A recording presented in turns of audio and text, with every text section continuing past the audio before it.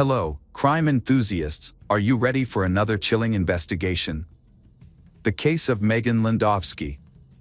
Located on the shores of the Chesapeake Bay in Portsmouth, Virginia, is a bustling seaport town that is also home to both the U.S. Navy and Coast Guard. The town's tree-lined streets are home to naval officers and their families. Among them is Navy officer Chris Short, his wife Angela, and 3 stepchildren, Elizabeth, Meghan, and Corey. After a year stationed at Guantanamo Bay, Cuba, Chris was transferred to a naval hospital in Portsmouth, much to his family's delight. 16-year-old Meghan, the eldest of the siblings, was excited to start her new life in Portsmouth. She promptly signed up for dance classes, as she had a strong passion for dance. Meghan had a natural ability and quickly excelled in various dance styles, starting with ballet.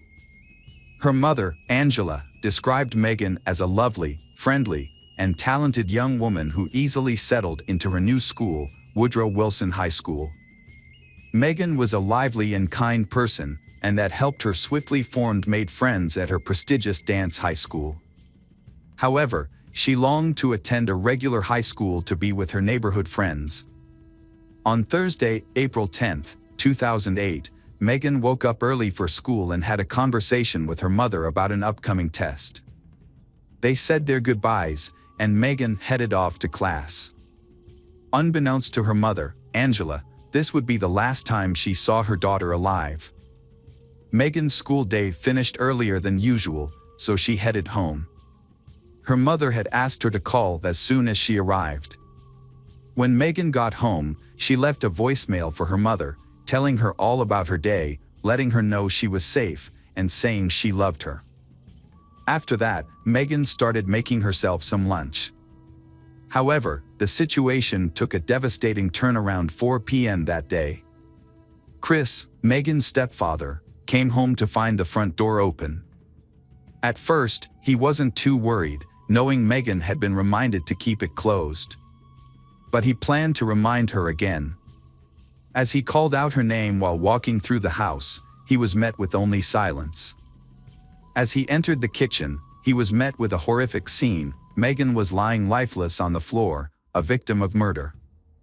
Chris later described the scene, saying Meghan looked like a porcelain doll, eerily still and staring blankly into space. Local detective Doug Funkhauser was on his way to celebrate his anniversary with his wife when he received a distressing call about the murder of a young girl in town. He rushed to the scene, where he was met with a shocking and disturbing sight. As he neared the house, he noticed blood stains on the door handle. Inside, he found Meghan's body on the kitchen floor, partially naked and surrounded by a large pool of blood. She had multiple stab wounds on her back, neck, face, and throat, and her mouth was sealed shut with tape. As a seasoned investigator, Detective Doug had seen many brutal cases, but this one stood out due to the victim's young age. The fact that he had 3 children of his own made him even more determined to catch the perpetrator and bring them to justice. Investigators found no signs that the killer had broken into the house. However, a leaf found inside the house, which matched the bush outside the first-floor window, suggested that the attacker entered through that window. The assault is believed to have started in an upstairs bedroom. Signs of a struggle were evident, with the bed in disarray. On the floor, police found Meghan's underwear. An adhesive tape box discovered under the bed was matched to the tape used to restrain Meghan's arms and cover her face. Bloodstains on the tape were collected for further analysis. Additionally, pillows, sheets, and blankets from the bed were collected for forensic examination. Further investigation of the bedroom revealed new evidence. Seminal fluid was found on the duvet and in Meghan's underwear, indicating that she had been sexually assaulted before being brutally murdered. Downstairs, Meghan sustained 43 stab wounds, 11 of which were inflicted after she had already died. Her body was discovered naked from the waist down, with her arms bound behind her back using tape. The forensic team quickly identified a murder weapon when they noticed 2 knife was missing from its holder on the kitchen counter. Later, a knife was found in the sink. It was determined that Meghan was first attacked in her room but managed to escape downstairs, where she was fatally assaulted. The perpetrator then moved through the house, leaving footprints behind. After washing their hands in the sink, they left one of the 2 knives used in the murder. The other knife, taken from the kitchen, was found in a nearby storm drain. Detectives urgently needed to catch the killer. They quickly started investigating, thoroughly searching the neighborhood for witnesses who may have seen or heard something suspicious during the crime. However, no one came forward with any relevant information. It seemed the perpetrator had escaped in broad daylight. The town was gripped with fear, as parents worried about their children's safety, and many were too afraid to sleep at night knowing a killer was still at large. After the initial shock of their daughter's murder, Angela and Chris quickly told the police who they suspected was responsible. They accused Robert Hickey, someone they used to know, who had a troubled past, and they were confident in their accusation. When Meghan was 16, she was sexually assaulted by Robert Hickey, a Navy colleague of her stepfather Chris. Robert and Chris worked together as technicians and had become close friends. Chris and his family would often invite the Robert over. After being sexually assaulted, Meghan became withdrawn and her grades started to slip. Chris noticed the change in her and asked what was wrong, but Meghan was hesitant to talk about it at first. Eventually, she opened up to Chris and told him that Robert had been secretly assaulting her. Chris was furious and disgusted. He immediately cut off all ties with the Robert family and reported the incidents. 5 months before her murder, Meghan's parents had started legal proceedings against Robert, and a trial was pending. Now, they suspected that Robert had killed Meghan to prevent her from testifying against him in court. They thought he was afraid of damaging his reputation and going to prison. Meghan had even expressed her fear that Robert would come after her, and sadly, it seemed her fears had come true. Officers went to Robert's home to search for evidence linking him to a murder. Although they didn't find any direct evidence, a later examination of his computer, they discovered he had deleted some data. A deleted file was recovered, containing illicit images of minors, which led to Robert being charged with possessing child pornography. This made him the main suspect in the murder investigation. When questioned about the murder, Robert appeared nervous but claimed he was at the Navy base all day. He denied any involvement and said he didn't leave the base. However, after checking his alibi with colleagues, police found a gap in his timeline, suggesting he could have been suspect. Security footage was checked, but it showed that Robert had not left the base. Despite this, he was still considered a suspect and could not be completely cleared of suspicion. A DNA sample was collected from Robert to compare with the DNA found at the crime scene. However, the results revealed that there was no match, ruling Robert out as Meghan's killer. This unexpected outcome left the officers disheartened, as they were now without leads or suspects other. The focus then shifted to Chris, who had discovered Meghan's body. After collecting a DNA sample, Chris was quickly cleared as a suspect. Meghan's family members, including her younger brother Corey, were also eliminated as suspects. An autopsy showed that Meghan was murdered with extreme brutality, described as an overkill. This level of violence indicated that the perpetrator was fueled by intense anger, which raised questions about their motive. Meghan was well-liked and didn't appear to have any enemies. It seemed likely that the killer was someone she knew. However, the lack of obvious enemies made it even more puzzling as to who could have committed such a horrific crime. As the investigation continued without identifying any suspects, Meghan's parents were faced with the disturbing reality that her case may remain unsolved forever, denying them justice for their daughter. To search new leads, detectives looked into Meghan's school life, looking into whether she might have had a secret boyfriend, someone who admired her, or an enemy within her school.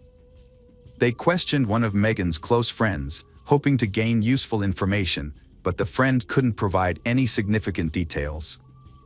The police then spoke with other people from Woodrow Wilson High School who knew Meghan. They discovered that she had been in a few romantic relationships, but none of them were serious. Although none of these individuals seemed suspicious, but the police still took DNA samples from these people for further investigation. Forensic experts analyzed DNA evidence from the crime scene to determine the perpetrator's geographical origin. The results suggested that the perpetrator was an African-American male. After 6 months with no significant leads, a classmate provided a list of boys Meghan had flirted with. The police reviewed the list and found that all the individuals, except one, had already been interviewed. The exception was 17-year-old Robert Lee Barnes. Meghan had met Barnes through a performance arts program at Churchill High School, where they both participated. Meghan had told a friend that she thought Barnes had feelings for her, but she didn't feel the same way. Barnes was a talented violinist and a diligent student with no disciplinary issues. He was friends with Meghan and had visited her home several times. Her parents described him as polite and kind. When questioned by police, Barnes followed the standard procedure and described Meghan as kind. Initially, the police interview with Robert did not raise any suspicions. However, when asked if he would be willing to provide a DNA sample, Robert hesitated, then he refusing. This refusal was unusual, as all of Meghan's other classmates had agreed to cooperate. When questioned about his refusal, Robert explained that his mother would not approve of him providing a DNA sample. The police clarified that, as he's 17 years old, Robert did not need his mother's consent. Nevertheless, Robert declined again, leaving the investigators with the feeling that something was not quite right about him. At the end of the interview, Robert was requested to obtain his mother's consent for the DNA sample and to contact the investigators afterward. The next day, Robert requested a meeting with the investigators. When asked if he had obtained his mother's consent, he replied that he had not. However, he offered to provide a DNA sample in the form of the bubble gum he was chewing. He removed the gum from his mouth, placed it in a latex glove, and handed it over to the investigators. Despite this, the investigators continued to suspect that Robert might be hiding something. Later on, the detective got a call from the lab that was analyzing the bubble gum. The lab asked where the gum had come from. After the detective confirmed that he saw Barnes put the gum into the glove, the lab asked if Barnes was under constant watch. This was surprisingly, because the DNA on the gum belonged to a female. It turned out that Barnes had switched the gum he was chewing with a different piece, which he then gave as his sample. On October 23, 2008, Barnes was brought in for questioning again, this time with his mother. The police wanted to confront him with the DNA results. During the interview, after being questioned about the gum, Barnes made a slip of the tongue by saying, "This happened on Thursday." Up to that point, no individual interviewed by police knew the exact date and time of the murder. When questioned about this by the police, Barnes gave a very unreasonable and suspicious explanation. He said that Meghan had invited him to her home. Upon arrival, he found her being held at gunpoint by a masked person. According to Barnes, the attacker then pointed the gun at him and forced him to tie Meghan up. Barnes further said that he was forced to sexually assault Meghan against his will. He then stated that they all went downstairs, where the assailant seized a knife and stabbed Meghan. Additionally, Barnes stated that the attacker compelled him to inflict an injury on himself, thereby leaving his blood at the scene. However, Barnes had made up this story to make himself appear as a victim and explain away any evidence that might implicate him. The police were not convinced by his story and do not believe any of his testimony. Police presented Barnes with evidence of footprints found at the scene, noting that only his footprints were present, with no sign of the alleged assailant's footprints. However, before Barnes could respond, his mother interrupted, defending his character and stating that he was a good and innocent kid. However, after taking a DNA sample from Barnes and analyzing it, the results revealed a match between his DNA and DNA evidence from the crime scene, contradicting his claims of innocence. Consequently, Robert Lee Barnes was arrested and charged with the murder of Meghan Landowski. Meghan's parents were shocked by the news, and they struggled to understand how the quiet boy who rode the school bus with their daughter could commit such a violent act. According to the police investigation, Barnes likely entered the home through a window that afternoon, sexually assaulted Meghan in her bedroom, finally brutally killing her. Meghan managed to escape downstairs, but Barnes chased after her and stabbed her multiple times with a kitchen knife, even after she had died. He then left the scene and continued with his life as if nothing had happened. Investigators believe that Barnes had become fixated on Meghan, who only wanted a friendship.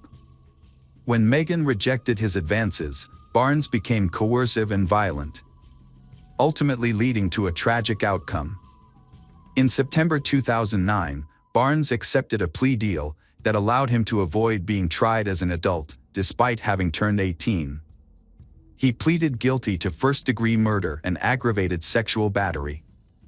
Robert Lee Barnes was sentenced to 42 years in prison and is currently serving his sentence at Red Onion State Prison in Wise County, Virginia.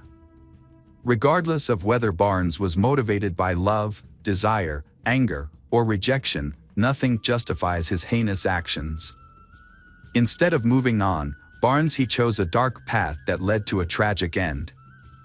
This choice not only took an innocent life but also destroyed his own and hurt the people who Meghan's loved ones.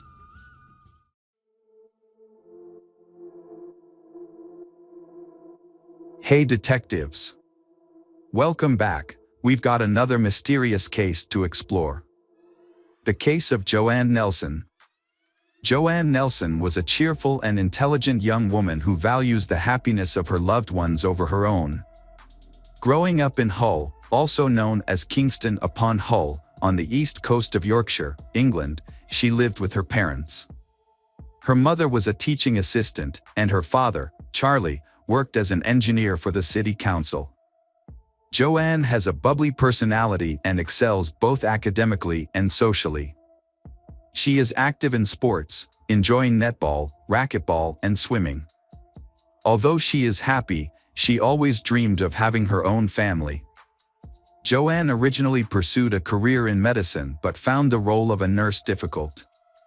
She considered working abroad but eventually chose to work at a job center in Hull to be closer to family and friends. Joanne enjoys helping people find jobs and improve their skills, finding fulfillment in improving the lives of others. One day Joanne meets Paul. Before meeting Joanne, Paul had been in a number of serious relationships. In 1993, during his college years, he dated Carrie Thompson. Their relationship was short-lived, but Carrie reported Paul's violent behavior to the police. During arguments, he became violent, punching walls and assaulting Carrie. In 1999, Paul met Jenny Mary Clark. They married just 2 weeks after meeting, but their marriage quickly became a nightmare. On their wedding night, Paul attacked Jenny, and the abuse continued. He even choked her until she passed out. Despite these problems, Paul and Jenny decided to have children. Their daughter, Chloe, was born in 2000, and Paul and Jenny divorced shortly thereafter. When Chloe was 5, Jenny met Joanne and immediately recognized the challenges Joanne would face with Paul, as she seemed too naive to deal with such a difficult man. In 2002, Paul ended his relationship with Jenny and began dating Joanne Nelson. Their relationship began on the streets, where Paul worked as a bouncer in bars and clubs. At 27, he was experienced in relationships, while Joanne, 19, was just entering adulthood. Despite the age difference, they found support in each other, both seeking independence from their parents. Initially, they lived with Paul's mother before eventually buying their own home. However, their happiness gradually faded. Their arguments and conflicts increased. For Joanne, everything became too mundane and boring. Their differences began to strain the relationship. For example, She loved to be neat, while Paul was indifferent to it. On February 14, 2005, Joanne did not show up for work, which was unusual and worrying. On Valentine's Day 2005, Joanne Nelson mysteriously went missing. Paul was the one who reported the matter to the police. He claimed that he last saw Joanne when she was sleeping, then he left home and went to work. When he returned home, she had disappeared without a trace. Joanne, then 22, disappeared, leaving her family and friends extremely worried. The situation became even more confusing when she missed the funeral of her best friend's father and did not wish her younger sister Katie a happy 19th birthday. After the police declared Joanne missing, a large-scale search operation was launched, involving many law enforcement officers, the military, and volunteers. Since Joanne's disappearance, Joanne's father has been suspicious of Paul. Meanwhile, Katie finds it hard to believe that Paul is involved in this case because Paul has been actively involved in the search for Joanne. Paul has been working with volunteers and Joanne's family and friends. He also gave interviews to the press without the permission of Joanne's family. In a phone conversation with a reporter, Paul claimed that he had nothing to do with Joanne's disappearance. Paul asserted that his love for Joanne was real and that he could not harm her. However, a facial expression expert, Cliff, analyzed Paul's behavior during a television interview and found several suspicious signs. First, Paul did not close his eyes when talking about Joanne, which is not common for a grieving person. Second, Paul did not try to shed tears when talking about his lover. These unusual behaviors made people question whether Paul's words were truly sincere. Paul, the man who was involved in Joanne's disappearance, was eventually arrested after his mother disclosed information about his actions to the police. When questioned, Paul confessed that he had killed Joanne during an argument on Valentine's Day 2005. He said that the argument stemmed from Joanne constantly criticizing him for not doing his chores, especially when she asked him to help her wash her clothes, which angered him. When Joanne announced her plans to leave and forced him to sell the house, Paul became even angrier. In a fit of rage, Paul killed Joanne with his bare hands. He then remained calm and began to plan how to cover up the crime. He went to his mother's house, took a gardening tool, and chatted with the neighbors. He then went to the store to buy the necessary items for removing the evidence, including bin bags, rubber gloves, and disinfectant spray. The lead investigator discovered fingernail marks on the back of Paul's hand, which indicated that he had participated in the murder. This evidence confirmed Paul's confession and proved that he had committed the murder. Surveillance videos from a store near the scene of the crime showed Paul acting surprisingly calmly. Using the items he had purchased, he bound Joanne's hands and feet, stuffed her in a bag, and secured it with duct tape. He then carried her body to her car in broad daylight. After Paul hid Joanne's body in the car, he went to fill up with petrol in High Halden. He then drove about 75 miles to Bradbury Woodland, a remote forest near Winteringham in North Yorkshire. There, he carried Joanne's body for about 250 yards until he found a suitable place to bury her, among pine trees. He used branches to cover up the small hole where her body was buried. To cover up the crime, before going to work, Paul made a fake phone call to Joanne to deflect suspicion. The next day, he continued his daily life without showing any remorse for his heinous actions. Paul showed a frightening coldness by concealing his crime and continuing his normal life. After his confession, Paul said he did not remember exactly where he buried Joanne. However, he remembered that he buried Joanne in a metal gate and that there were some green bottles nearby. Detective Higgins said this information was very useful for the search. Because of Paul's suggestions, the police were able to start organizing the search by following a route through the woods. The search for Joanne lasted about 6 weeks and involved many people, including units from 3 counties working together on this grueling task. After 39 agonizing days of waiting, a team of detectives led by Ray Higgins finally found the remains of Joanne, 22, in Bransby near York. They followed Paul's description slowly. After walking about a quarter of a mile, they came upon a hole in the woods. Here they found a rubbish bag with what looked like a leg inside. It was Joanne's body wrapped in the bag. Paul, known for his history of sexual violence against women, kept his dark secrets hidden from Joanne's family and the public until the trial. At the time, he claimed to have mental health problems while working as a bouncer at the club. People who knew him from the gym said he often caused trouble at clubs and bars. The family later discovered that Paul had been taking steroids in an attempt to become a bodybuilder. Friends said he had previously been an alcoholic and that his rages may have been steroid-induced. Paul attended Sydney Smith School, then Hull College, where he completed a degree in civil engineering. He went on to study at Bishop Burton College, where he completed a degree in horticulture. Paul lived in Saudi Arabia, working with his father, Peter Dyson, in the maintenance industry. He also gained experience as a gardener and later worked as a mechanic for Pinal. From December 2004, Paul worked at Byam Timber on Somerton Road as a timber cutter until his arrest. At 15, he met Colin Allen, a martial arts expert, and they became friends. Paul confessed to the murder to Colin, leading to his arrest. Friends said he had a distorted view of himself, seeing himself as charming and attractive to women. He often used his job as a security guard to approach girls from higher social classes. On the first day of the trial, November 7, 2005, Paul surprised the entire courtroom by pleading guilty. Joanne's family was completely shocked by the confession, as they had anticipated a long, intense trial. When Paul pleaded guilty, Joanne's family said yes in unison. Afterwards, he simply looked straight ahead or kept his head down, avoiding looking at Joanne's relatives and the police. He showed no emotion on his face, even as the charges were announced. His lawyer, Harry Barl, told the court that there was no excuse for his actions. On November 8, nearly 10 months after the murder, Paul was sentenced to life in prison with a minimum of 16 years to serve.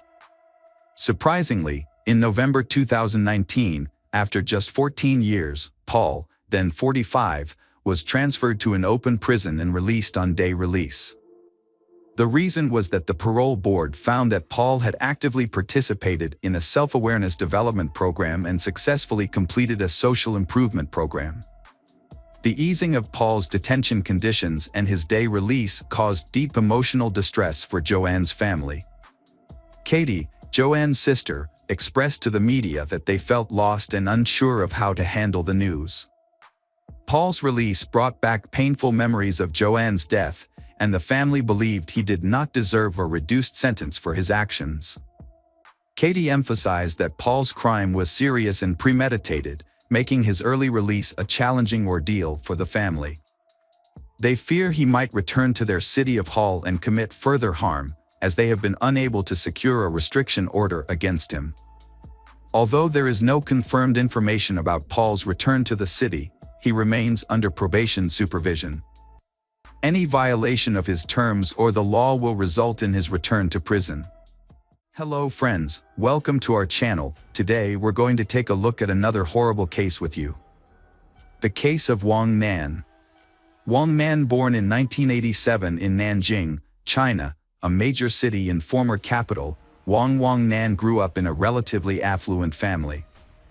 Her parents provided her with the best possible education and encouraged her to develop her talents. After completing her secondary education, Wang Nan enrolled in a prestigious university, where she studied business and finance, and also learned several foreign languages. Upon graduation, she landed a job at a large travel agency, where she quickly proved herself to be a valuable, responsible, and motivated employee. Her career advanced rapidly, and she was soon sent to Thailand to head a new branch and oversee its development.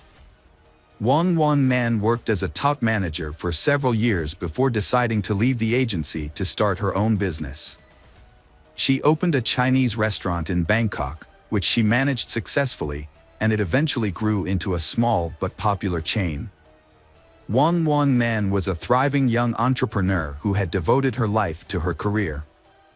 With her constant business engagements, she barely had time for socializing or dating, and her loneliness became a normal part of her life. At almost 30 years old, Wang Nan was well established in Thailand, having lived there for a while and become proficient in the language. However, she strived for further improvement, taking additional courses to learn Thai at a training center. There, she met a young man named Yu Xiaodong, who initially stared at her before introducing himself in his native language. They exchanged brief conversations, and he inquired about her reason for studying the language. Wang Nan replied that it was for business purposes, and Yu Xiaodong proposed exchanging business cards to potentially meet up Sunday. Although Wang Nan was not interested in continuing the conversation, she still politely gave him her business card. Yu Xiaodong also gave Wang Nan his own business card, which said that he worked in the import-export industry in Bangkok. Not very impressed, Wang Nan put the business card in her wallet and forgot about it. Yu Xiaodong was the only one who showed genuine interest in Wang Nan, and he wasted no time in calling her the very next day. However, she was preoccupied with work and couldn't spare even a few minutes to talk, so she declined his invitation to meet for coffee. A few days later, Yu Xiaodong asked her out again, but Wang Nan turned him down once more, citing her busy schedule and preparations for an upcoming business conference where she hoped to expand her professional network. Undeterred, Yu Xiaodong showed up at the conference with a stunning bouquet of flowers and waited for Wang Nan to become available. When she was free, he approached her and asked her out once more. This time, Wang Nan was charmed by his persistence, which was a new experience for her. No one had ever pursued her so relentlessly before, so she agreed to meet him for dinner. As it turned out, Yu Xiaodong's interest in Wang Nan was more than just a passing infatuation. He was completely smitten. He showered her with attention, surprise gifts, and romantic gestures, including sending flowers to her doorstep every morning with sweet notes attached. He also called her at least twice a day to wish her good morning and good night. Wang Nan had mixed emotions about the situation. While she was irritated by Yu Xiaodong's all-consuming infatuation, she was also flattered that someone was making such an effort to win her heart. As a result, she found herself unexpectedly entering into a romantic relationship. Yu Xiaodong went out of his way to woo her, not only romantically but also by trying to be perfect in every aspect of their relationship. He shared her interests and opinions, learned to cook her favorite meals, and planned exciting activities for them to enjoy together. He was also eager to help her with her work and household chores at a moment's notice. Wang Nan was over the moon with happiness, feeling as though she was living in a fairy tale. Yu Xiaodong's behavior, however, was moving at a breakneck pace. Despite having only been together for a few months, he was already making plans for their wedding and discussing potential names for their future children. This made Wang Nan uncomfortable, but Yu Xiaodong would counter by pointing out that they were both in their 30s and that it was time for them to start thinking about building a family. That night, Yu Xiaodong wrote a heartfelt letter to Wang Nan, expressing his deep affection and commitment to being a good husband and father. The next morning, he arrived at her doorstep with a bouquet of flowers, reiterating his seriousness about marrying her. Wang Nan jokingly mentioned that the courthouse wouldn't open for another hour and a half, but Yu Xiaodong suggested they go there immediately. To her surprise, the courthouse was open, and the officer responsible for registering marriages was already at his desk, ready to formalize their union.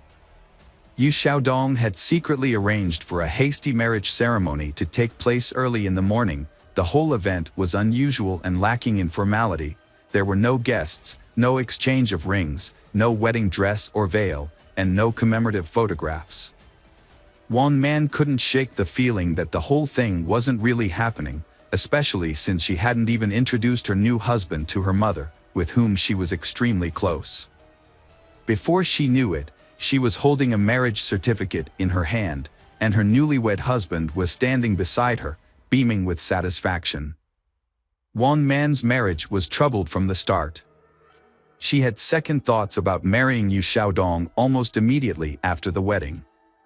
Initially, she had hoped he would be a reliable partner, a man she could depend on. Unfortunately, her expectations were not met, and her new husband's true nature soon revealed itself. Yu Xiaodong spent most of his time at home playing video games, using his wife's money without contributing to their household expenses. Whenever his wife asked him why he wasn't working, he claimed his business was slow due to seasonal fluctuations and that he was just taking a break. However, her suspicions grew as time passed, and she decided to investigate his business. Her findings shocked her. His supposedly successful import-export company existed only on paper and business cards. One man was horrified, realizing too late that she should have had a prenuptial agreement. Now, her husband could freely spend her earnings, and if they divorced, he would claim her assets. During a tense conversation, Yu Xiaodong broke down in tears, promising to turn his life around and find a good job. However, it soon became apparent that he had no intention of looking for work and was content to rely on his wife's support. Yu Xiaodong, a grown man, consistently acted like a child. He spent most of his time playing computer games and expected his wife, Wang Nan, to pay for his personal expenses whenever he helped out around the house or assisted her at the restaurant. Wang Nan eventually had enough and told him she would no longer give him money unless he got a job. The next day, Yu Xiaodong disappeared, taking their marriage certificate and Wang Nan's identity card with him. Wang Nan only discovered the missing documents that evening when her accountant called to inquire about a large transfer of funds from her account. She was shocked, as she had not authorized the transfer. However, she immediately suspected her husband's involvement. It turned out that Yu Xiaodong had transferred more than $500,000 into his own account, using the stolen documents to deceive the bank into thinking it was their joint decision to transfer their shared money. Wang Nan quickly reported the theft to the police, who tracked down Yu Xiaodong a few hours later as he attempted to withdraw some of the stolen money. Confronted by the police and his wife, Xiaodong broke down and begged for forgiveness on his knees. He confessed to losing a large sum of money through gambling, which had led to threats of death and demands to repay the debt. This was not his first brush with the law, as he had previously served an 8-year prison sentence for robbery in his home country of China. One man was consumed by shame as she learned the truth about her husband's past. Despite this, she believed that his addiction to gambling was a disease that could be overcome, and she wanted to help him recover and return to a normal life. To support him, Wang Nan agreed to pay off half of his debt and offered him a job as heger of one of her restaurants. Initially, Yu Xiaodong appeared to be grateful for the opportunity and took his new role seriously. He even developed a promising strategy for the restaurant's growth. However, his enthusiasm was short-lived. Before long, he began to spend more time playing computer games and indulging in other leisure activities. Meanwhile, one man discovered she was pregnant and shared the news with her husband. Yu Xiaodong initially expressed reservations about the pregnancy, and in a moment of hesitation, asked his wife to consider an abortion, which she flatly refused. The disagreement escalated to the point where he threatened divorce and division of their property, but eventually, his demeanor softened, and he apologized for his rash words. Yu Xiaodong later admitted that his outburst was driven by emotional anxiety, but ultimately, he was happy about the impending arrival of their child. However, things took a dramatic turn 2 months later. During a fateful trip, Yu Xiaodong suggested that his wife purchase life insurance, citing the pregnancy as a reason to safeguard her well-being and that of their unborn child in the event of any unforeseen circumstances. This seemingly caring gesture came after a period of harmony in their marriage, where he had been attentive, supportive, and diligent in his role as a husband and expectant father. Wang Nan quickly agreed to her husband's suggestion and even wondered why she hadn't thought of it herself. They purchased insurance the very next day. A couple of weeks later, Yu Xiaodong proposed a vacation to help them relax and unwind. Wang Nan was initially hesitant, but her husband was insistent. He pointed out that they had never had a honeymoon and that traveling with a baby would be difficult in the coming years. He also felt that they needed a break to clear their minds of the stress and negativity they had been experiencing. Wang Nan was eventually won over by her husband's arguments and agreed to the trip. He took charge of planning the entire vacation, choosing the destination, booking the hotel, and organizing activities that would be enjoyable and educational, yet not too strenuous for Wang Nan's pregnant state. Wang Nan was happy to leave the planning to her husband and was pleased to see how much effort he was putting into making their vacation special. On June 7th, they visited the park for the first time and spent most of the day exploring its many beautiful sights and lookouts. However, as the summer evening wore on, the park became increasingly crowded, with tourists everywhere. As the sun began to set, Wang Nan noticed that her husband, Yu Xiaodong, was growing angry and nervous. When she asked him what was wrong, he explained that the crowds were ruining their chance to enjoy a romantic sunset in peace. Despite his initial frustration, Yu Xiaodong tried to make the most of the situation, suggesting that they could still have a romantic moment as the sun set. As the park began to clear out, he climbed the fence of the observation deck and called out to his wife, Wang Nan, to join him, promising her an incredible view. However, Wang declined, citing the darkness and potential danger. Yu Xiaodong became angry but eventually returned to his wife, suggesting that they should come back to the park another time to watch the sunrise together. The Wang Nan and Yu Xiaodong returned to their hotel late on Saturday night, so they decided to sleep in and head back to the reserve early on Sunday morning. As planned, they woke up at 3 a.m. on June 9th and left for the national park while it was still dark outside. Their goal was to catch the first rays of the rising sun. When they arrived, they found the park nearly empty, with hardly any other visitors. They watched the sunrise together on an observation deck. Then, Yu Xiaodong encouraged his wife, Wang Nan, to join him at the cliff's edge to see some ancient rock paintings. Initially hesitant, Wang Nan trusted her husband's assurance that he would help her climb down and back up safely. As they took in the breathtaking view, Yu Xiaodong suddenly asked Wang Nan if she regretted anything in life. She replied that she did not. However, in a shocking turn of events, Yu Xiaodong's demeanor changed. He touched his wife's hair, kissed her cheek, whispered "die" in her ear, and then pushed her off the cliff. To avoid detection, he checked their surroundings to make sure no one had witnessed the incident. Looking down, he couldn't see where Wang Nan had fallen, and the silence indicated that there were no witnesses below. Yu Xiaodong calmly walked towards the park exit, planning to report the incident after his wife was surely dead. However, hikers who had wandered off the trail spotted Wang Nan's body on the rocks and immediately called for rescue, reporting the incident. As Yu Xiaodong was leaving the reserve, several emergency vehicles sped past him, sirens blaring. Realizing what was happening, he quickly returned to the scene, pretending to be distressed. There, he put on a convincing performance, crying and begging for help.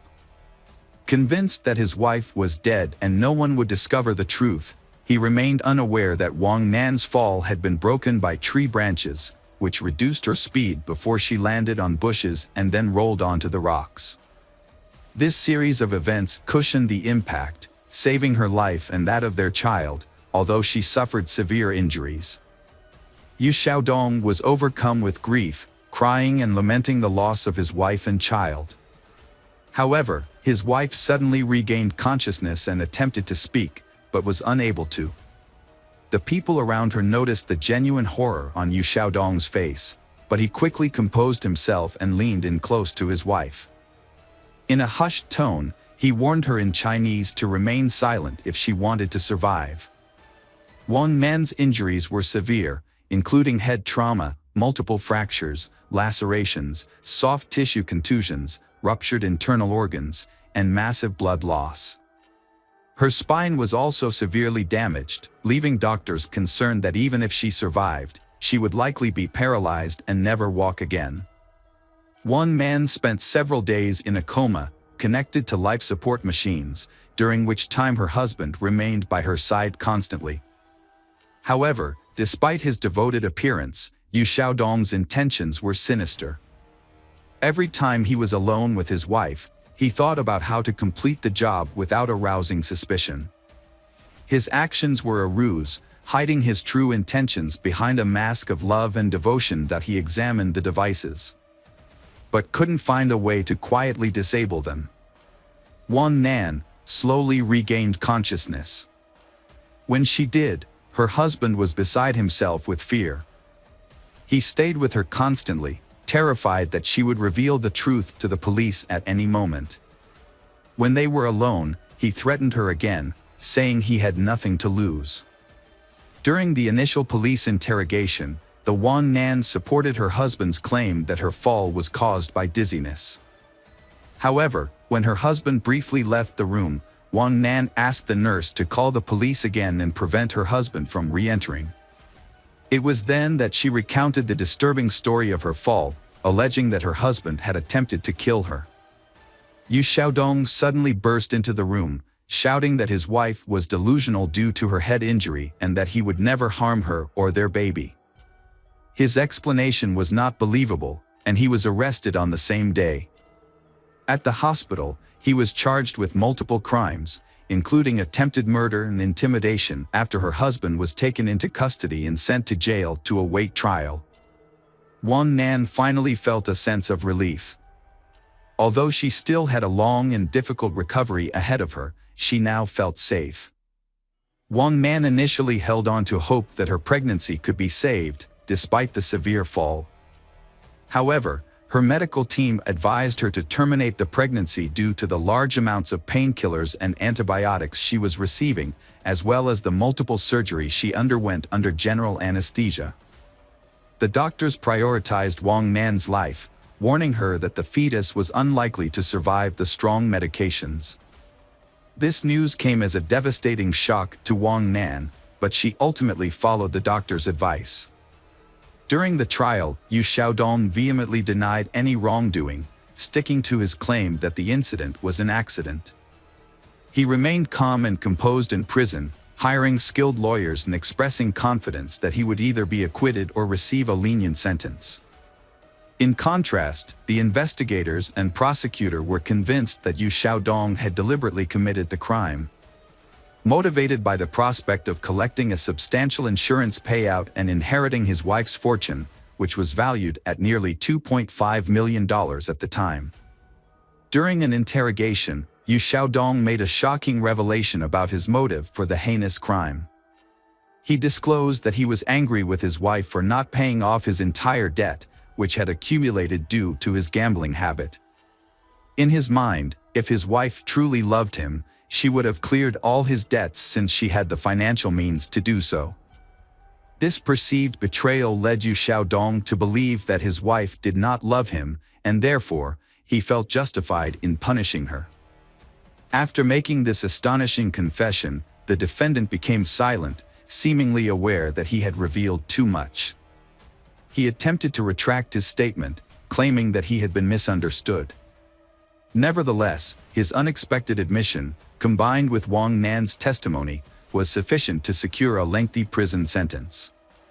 In March 2021, Yu Xiaodong was found guilty and sentenced to life imprisonment. However, he and his lawyers filed multiple appeals, and 6 months later, the Thai court showed unusual leniency by reducing the life sentence to 10 years in prison. Wang Nan and her family were shocked and outraged by the lenient sentence given to Yu Xiaodong, believing it would set a bad precedent and encourage others to commit similar heinous crimes.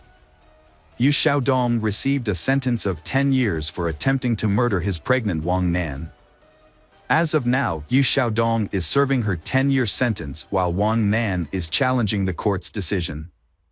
Meanwhile, Yu Xiaodong is filing appeals to prove her innocence. Wang Nan has successfully restarted her business in 2023 and also established an organization that provides support to women who have been affected by domestic violence. She writes about her personal experiences and warnings for women on her blog. Hello, crime enthusiasts. Are you ready for another chilling investigation? The case of Kirsten Hatfield. Kirsten Hatfield was born on February 12, 1989, in Midwest City, Oklahoma. Kirsten's father left the family soon after her birth, and her mother, Shannon, moved back in with grandparents. When Kirsten was 2 years old, they moved to their own home. Later, Shannon remarried, but the marriage was short-lived, leaving Shannon to care for her 2 young daughters alone. Kirsten, being the older sibling, took on a lot of responsibility, helping her mother care for her younger sister, Faith. Kirsten and Faith shared a bedroom, while their mother slept in the adjacent room. On May 13, 1997, Shannon put her daughters to bed as usual.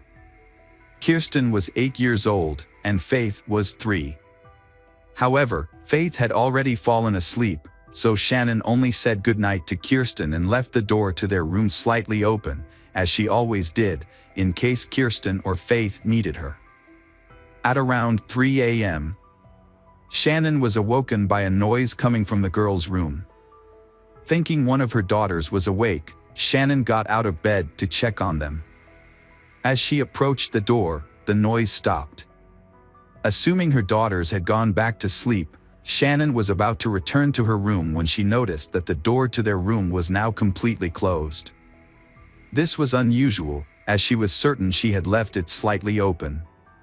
She wondered if one of them had closed the door or if she had simply forgotten to leave it open. Shannon opened the door slightly to check, but she didn't enter the room before returning to bed. Shannon went to wake up her daughters at 6:30 a.m. the next morning, but only found Faith in their bedroom.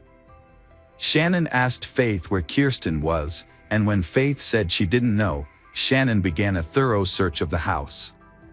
However, Kirsten was nowhere to be found. Shannon then checked outside the house and contacted the parents of Kirsten's friends to see if she had come to their house. But no one had seen her. Shannon's search efforts led her to call her father, who lived nearby, to see if Kirsten had gone to his house or not. Unfortunately, he hadn't seen her either. At this point, Shannon realized Kirsten was missing, and her father advised her to call the police. When the police arrived, they initially thought Kirsten might be hiding in the house or had simply wandered off for a walk, given the town's low crime rate. However, upon inspecting Kirsten's room, they found the window slightly open with a few drops of blood on the frame. This raised their suspicions that something more serious had occurred. Further investigation led them to discover a piece of children's underwear stained with blood on the ground outside the window. After confirming with Shannon that the underwear belonged to Kirsten, the police realized they were likely dealing with a kidnapping. More officers were called to the scene to assist with the investigation, which marked the beginning of a more extensive search for Kirsten. The police investigation into Kirsten's disappearance began with a search of the area around the house. During this search, the police spoke with Kirsten's mother, who reported hearing a noise at 3 a.m. and now realized that it may have been the sound of her daughter being taken. Despite the search, nothing suspicious was found, and the police began canvassing the neighborhood, speaking with all the residents.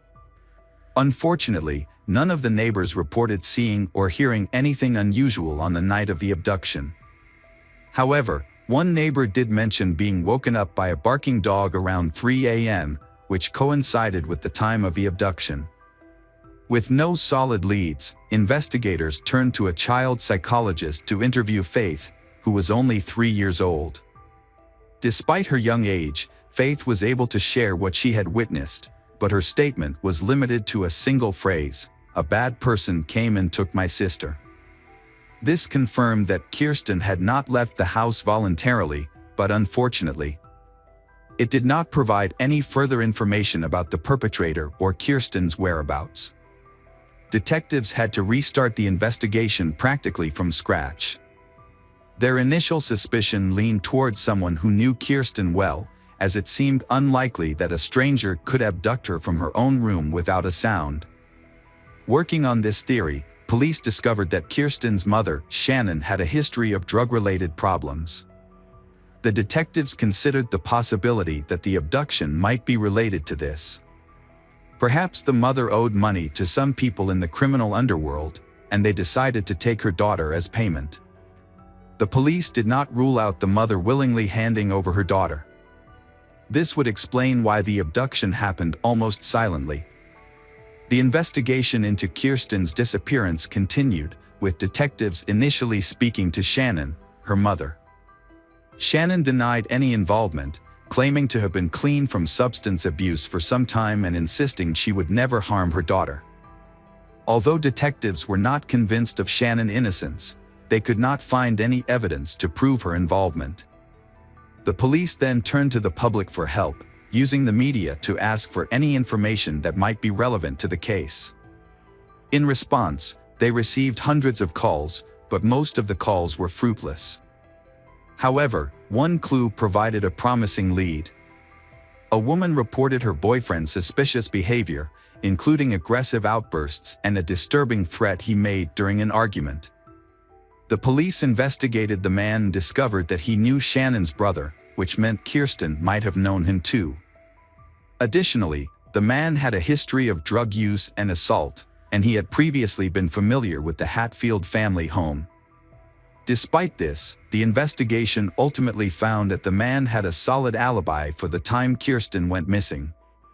Multiple witnesses confirmed that he was at a bar until around 4 a.m. on the night of the disappearance, making it impossible for him to have abducted Kirsten. Detectives pursued multiple leads, but each one led to a dead end. As time passed, the hope of finding Kirsten alive began to fade. Kirsten's mother, Shannon, refused to give up. She took matters into her own hands, determined to find her daughter. She gave interviews to local media outlets, distributed flyers, and even investigated potential suspects on her own. However, Shannon faced numerous obstacles. Many local businesses refused to display Kirsten's flyers, citing company policies. She also attempted to meet with the state governor, but was unsuccessful. Shannon established a volunteer center to help find Kirsten. The center focused on distributing flyers and engaging with the media. However, Shannon encountered new challenges. Some volunteers stole money, lied about their work, and used the media to gain attention for themselves. Despite these setbacks, Shannon persevered in her search for the truth. After years of effort, Shannon realized that her approach was not yielding results. She enrolled in college, earned a degree in criminology, and became a parole officer. Shannon's goal was not only to find her daughter's kidnapper but also to protect others from potentially dangerous criminals who might be released from prison. Shannon suspected Kirsten's kidnapper had a history of violent crimes. To pursue this lead, she researched people with violent pasts in her area but found no connection to Kirsten's disappearance. Despite her efforts, she eventually had to accept that Kirsten might have passed away and might not return. Still, Shannon continued to search for answers.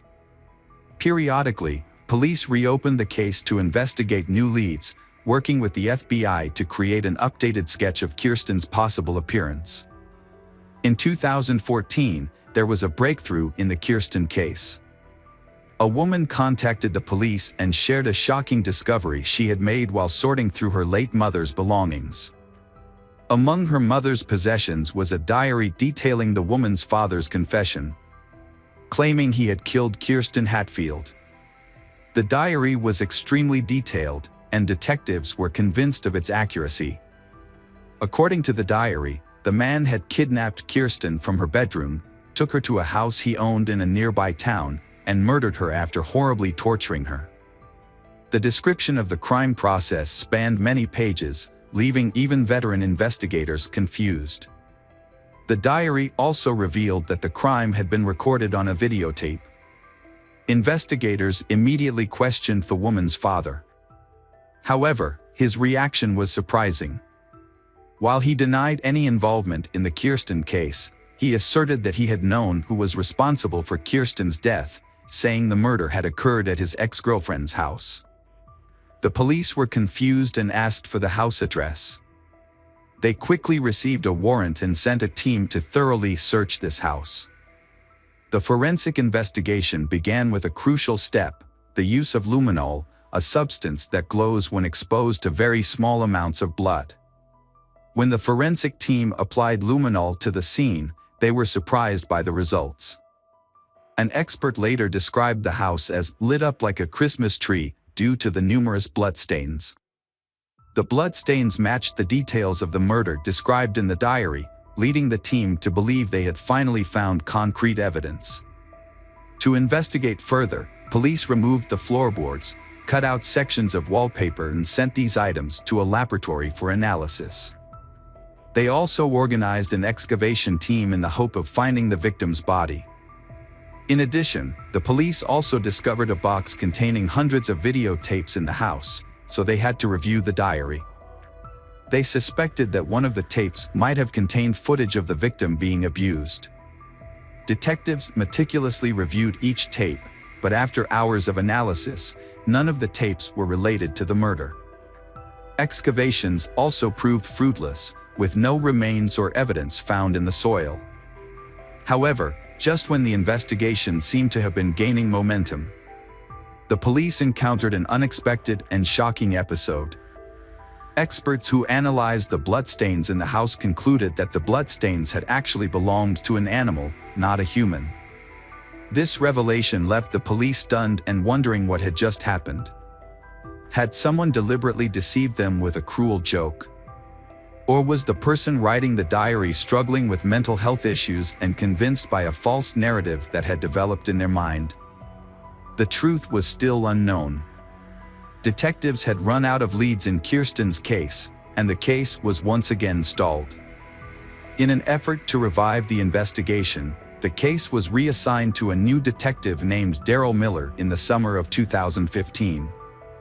Miller decided to start from scratch and review all existing documents and records. During his scrutiny, Miller discovered something surprising. His predecessors had overlooked some key evidence, including blood found on Kirsten's windowsill and on her underwear. The evidence had been stored in a warehouse, but shockingly had never been sent to a laboratory for analysis. Miller suspected that the reason for this might have been because police initially thought the blood belonged to Kirsten, which would not have yielded any useful results. However, Miller decided to send them to the laboratory for analysis. The results were surprising. The blood sample did not belong to Kirsten, but to an unidentified man. This was a significant breakthrough after many years of investigation. Miller decided to collect DNA samples from all the men who had participated in the investigation since the kidnapping. Police tracked down each person on the list and sent their DNA to a lab for analysis. Everyone was cooperative and provided their DNA samples quickly. Miller patiently waited for the results, and finally he received a call from the lab. Experts had analyzed one of the samples and found a perfect match with bloodstains found on the window and the victim's underwear. The DNA belonged to Anthony Palma, 56. The Hatfield family's neighbor who lived across the street. Anthony had been one of the first people the police spoke to on the day of the abduction. At the time, he claimed to have woken up around 3 a.m. due to his dog barking. Now that his DNA had been linked to the crime scene, detectives decided to bring him in for further questioning. Although the DNA evidence was sufficient for a conviction, the investigators hoped to obtain a confession from Anthony. A confession would expedite the trial and potentially lead them to Kirsten's body, which was still missing. To get Anthony to talk, the detectives invited him for questioning, telling him it was a routine process. They claimed they were re-interviewing everyone, including neighbors, to gather new information. In reality, their goal was to get Anthony to admit whether he had ever been inside the Hatfield family home. Detectives asked Anthony to recall any additional details about the night in question. He retold the same story he had shared 18 years earlier. But this time he added a new detail. He claimed to have seen a white car parked outside Kirsten's house, although he didn't think much of it at the time. The police then asked Anthony about his relationship with Kirsten and her family. He stated that he knew them as neighbors, but he had never interacted with Kirsten personally. He maintained that he got along well with the other neighborhood children, who would often ask him for help fixing their bikes or visit him for candy. This conversation became a critical point in the investigation, as the police had discovered Anthony's blood on the windowsill of Kirsten's bedroom. When they asked if he had ever entered the house, Anthony claimed he had not. This statement raised suspicions, as the presence of his blood suggested otherwise.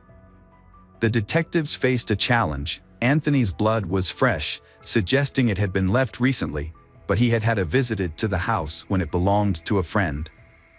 The investigators decided to move forward with the interrogation, informing Anthony that his blood had been found in Kirsten's room and on her underwear. Anthony repeatedly denied ever entering the house, despite the evidence to the contrary. The investigators attempted to extract a confession, but he consistently maintained his innocence. The detectives changed their approach and exited the room, leaving Detective Miller to speak with Anthony privately. Miller entered with a photo of Kirsten, placing it in front of Anthony. However, Anthony promptly pushed the photo away, refusing to look at it for the remainder of the conversation. Miller asked various questions, attempting to prompt Anthony into a confession, but he continued to deny any involvement. Failing to obtain an admission of guilt, the police ended the interrogation and apprehended Anthony. A subsequent search of his residence, made possible by a search warrant, uncovered no evidence of Kirsten's remains or any other relevant evidence. During the trial, Anthony repeatedly denied any involvement in the crime. But DNA evidence told a different story. As the trial progressed, new details emerged that the police had initially overlooked. It was revealed that Anthony had a history of run-ins with the law, including a prior conviction for breaking into a girl's bedroom and assaulting her. He had also been imprisoned in the 1980s for a violent attack involving a weapon. Anthony's past convictions signaled his dangerousness, yet were overlooked in 1997. In 2017, a jury returned a guilty verdict for Kirsten's kidnapping and Kirsten's murder, and Anthony was sentenced to life in prison. Despite the guilty verdict, Anthony never disclosed the location of Kirsten's body. Kirsten's mother refused to give up hope, however. She consistently reached out to Anthony, calling and visiting him in prison, in an effort to find out where Kirsten's body was. She spent hours trying to extract the truth from him, but ultimately, she was unsuccessful. Tragically, in 2019, Anthony was killed by his cellmate, who was motivated by a desire for revenge for Anthony's horrific crime against a child. As a result, Kirsten's family's only hope of finding Kirsten's body now depends on hikers or tourists who might stumble upon it in remote national parks, where Anthony may have buried her. Hi there, investigators. It's time to uncover the truth behind another case, the case of Doreen Herbert. Doreen Herbert was born on November 29, 1952, in California. She grew up in a very large family of 5 children. Her kindness and desire to help others defined her as a person. After college, she moved to San Francisco, where she worked as a physiotherapist. Doreen also nurtured a dream of creating her own large family. This aspiration became a reality when she met Michael Dennis, who worked near her clinic. They began dating, got married, and in 1976, their son Paul was born. Initially, Michael and Doreen were happy, but the birth of their child marked the beginning of their marital troubles. A year later, they decided to go their separate ways, with their son staying with Doreen and Michael receiving regular visitation rights. Doreen and her family were still able to maintain a fairly stable life despite the many hardships they faced. She met Charles, and they started dating, eventually getting married and settling in a quiet neighborhood in San Jose. They was thrilled when their daughter Diana was born in 1979. Charles was eager to be a father and was delighted to welcome Diana, raising her alongside Doreen's son from a previous relationship. Tragedy struck in February 1980 when disaster befell their young family. 4-year-old Paul slipped through the fence surrounding their backyard pool and fell into the water. Doreen, who was at home at the time, discovered what had happened too late. She immediately pulled Paul from the water and called for emergency services. Paul was rushed to the hospital and connected to life support, but after 10 agonizing days, the medical team concluded that he had no chance of recovery. The heartbreaking decision was made to disconnect Paul from life support. Doreen was heartbroken and consumed by guilt, despite the police investigation clearing her of any blame. However, with the help of her young daughter, she slowly began to heal. For years after the traumatic event, the family finally received some good news. After 2 previous miscarriages, Doreen became pregnant again, and this time, everything seemed to be going smoothly. They was expecting a baby boy, due to arrive in early November. Just days before Doreen's scheduled hospital visit, the family decided to participate in Halloween festivities. On the evening of October 31st, the neighborhood was filled with decorated homes, children trick-or-treating, and parents handing out candy. Diana, now 4 years old, was excited to join in and her parents agreed. Although Doreen was 9 months pregnant, she accompanied her daughter on the trick-or-treating adventure, while Charles stayed home to hand out candy to other children. Charles and his wife, Doreen, had returned home from taking their daughter trick-or-treating. Just before 9 p.m., noticing they were running low on candy, Charles decided to make a quick trip to the nearby store to restock. At around 8:50 p.m., he left the house, leaving his wife and daughter behind. 15 minutes later, he returned home to find the front door slightly ajar, which seemed suspicious. As he entered the house, he was met with a horrific scene. His wife, Doreen, lay on the floor in the corridor, surrounded by a large amount of blood and showed no signs of life. Charles immediately called 911. In the living room, he then found the body of their unborn child. Charles was in shock, struggling to comprehend what he was seeing. At first he wondered if Doreen had had a miscarriage, but he quickly realized that something much more serious had happened. Next to their unborn child lay Doreen's severed hand, making it clear to Charles that his family had been attacked. Fearing for his daughter's safety, he frantically searched for her. There was so much blood on the floor that he slipped and fell while running through the house. Eventually, he found his daughter hiding behind the sofa in the living room. She is still alive and unhurt. When paramedics arrived, they found Doreen's weak pulse and rushed her to the hospital. Tragically, Doreen did not survive and was pronounced dead in the ambulance. Her unborn child also did not survive.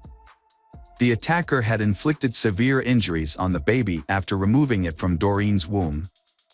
A post-mortem examination revealed that Doreen had been stabbed multiple times with a long, sharp object, possibly a sword or machete.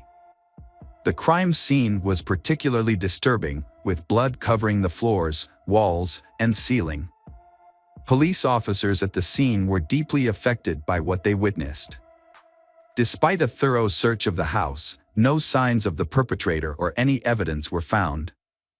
However, investigators did discover bloody footprints leading from the house to the middle of the road, suggesting that the killer may have escaped in a vehicle. Soon, investigators found another crucial piece of evidence on the lawn in front of the house, a wolf mask covered in blood. They believed it might belong to the killer, as Charles reported they didn't own such a mask. The evidence was sent to the laboratory for analysis, and police attempted to question Diana, who was the only witness in this incident.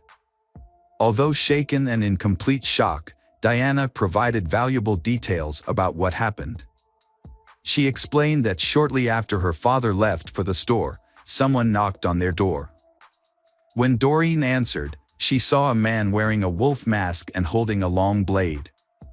He threatened to kill her, and Doreen immediately screamed at Diana to run out of the house. Diana hid behind the sofa but couldn't recall what happened next until her father found her. Initially, the police found it suspicious that the victim's husband, Charles, had left for the store just minutes before the killer arrived. This coincidence led investigators to consider him as a potential suspect. When Charles returned home, he unknowingly stepped on blood multiple times, even falling and getting covered in it. Despite this, Diana was unable to help identify the attacker due to the wolf mask. Police initially considered the possibility that Charles might have intentionally gotten blood on his clothes to create an alibi. However, detectives quickly discovered several inconsistencies in this theory. Firstly, Charles's shoes did not match the bloody footprints found on the street. Secondly, the killer likely escaped in a car parked in front of the house, but no blood was found in Charles's vehicle, nor was a different pair of shoes discovered. To investigate further, police went to the store that Charles had visited that evening and spoke to the staff there. They confirmed that Charles had indeed purchased candy from him. This established an alibi for Charles, as he didn't have enough time to commit the murder. Surveillance footage from the store supported Charles's account, leading detectives to temporarily rule him out as the prime suspect.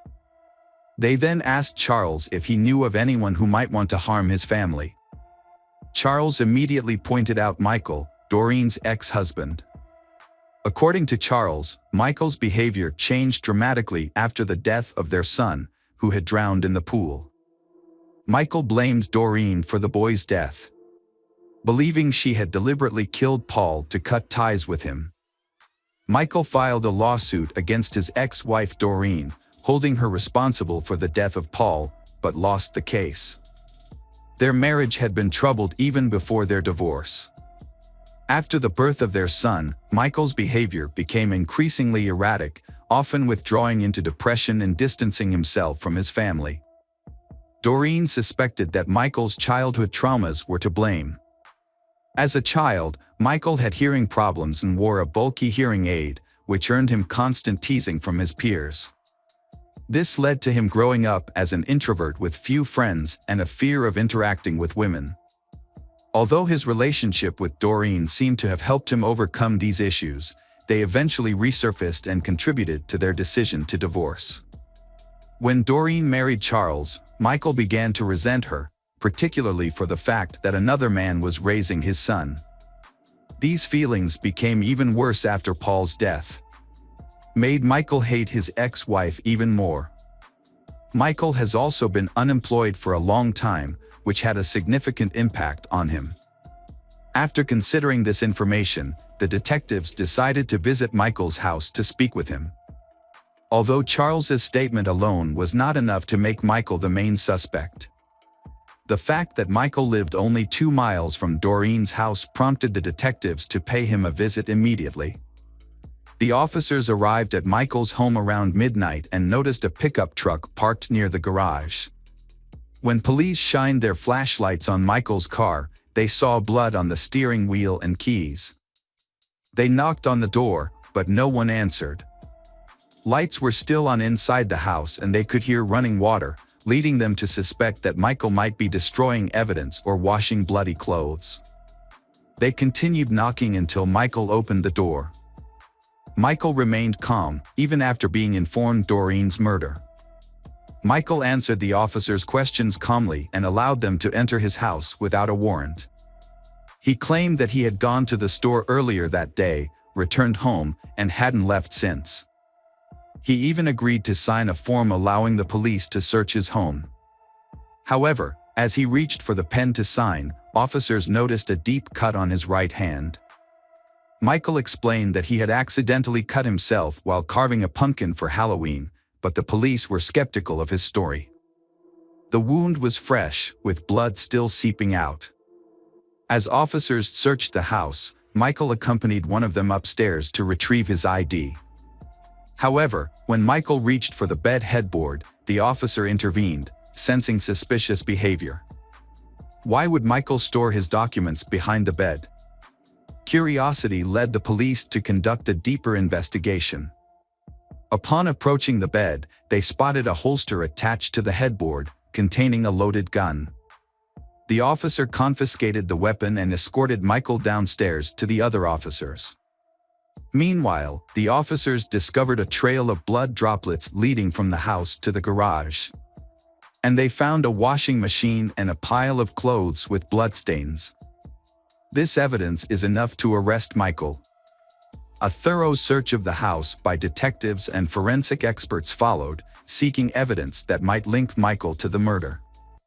Although the blood analysis would take a few days, the police made some disturbing discoveries.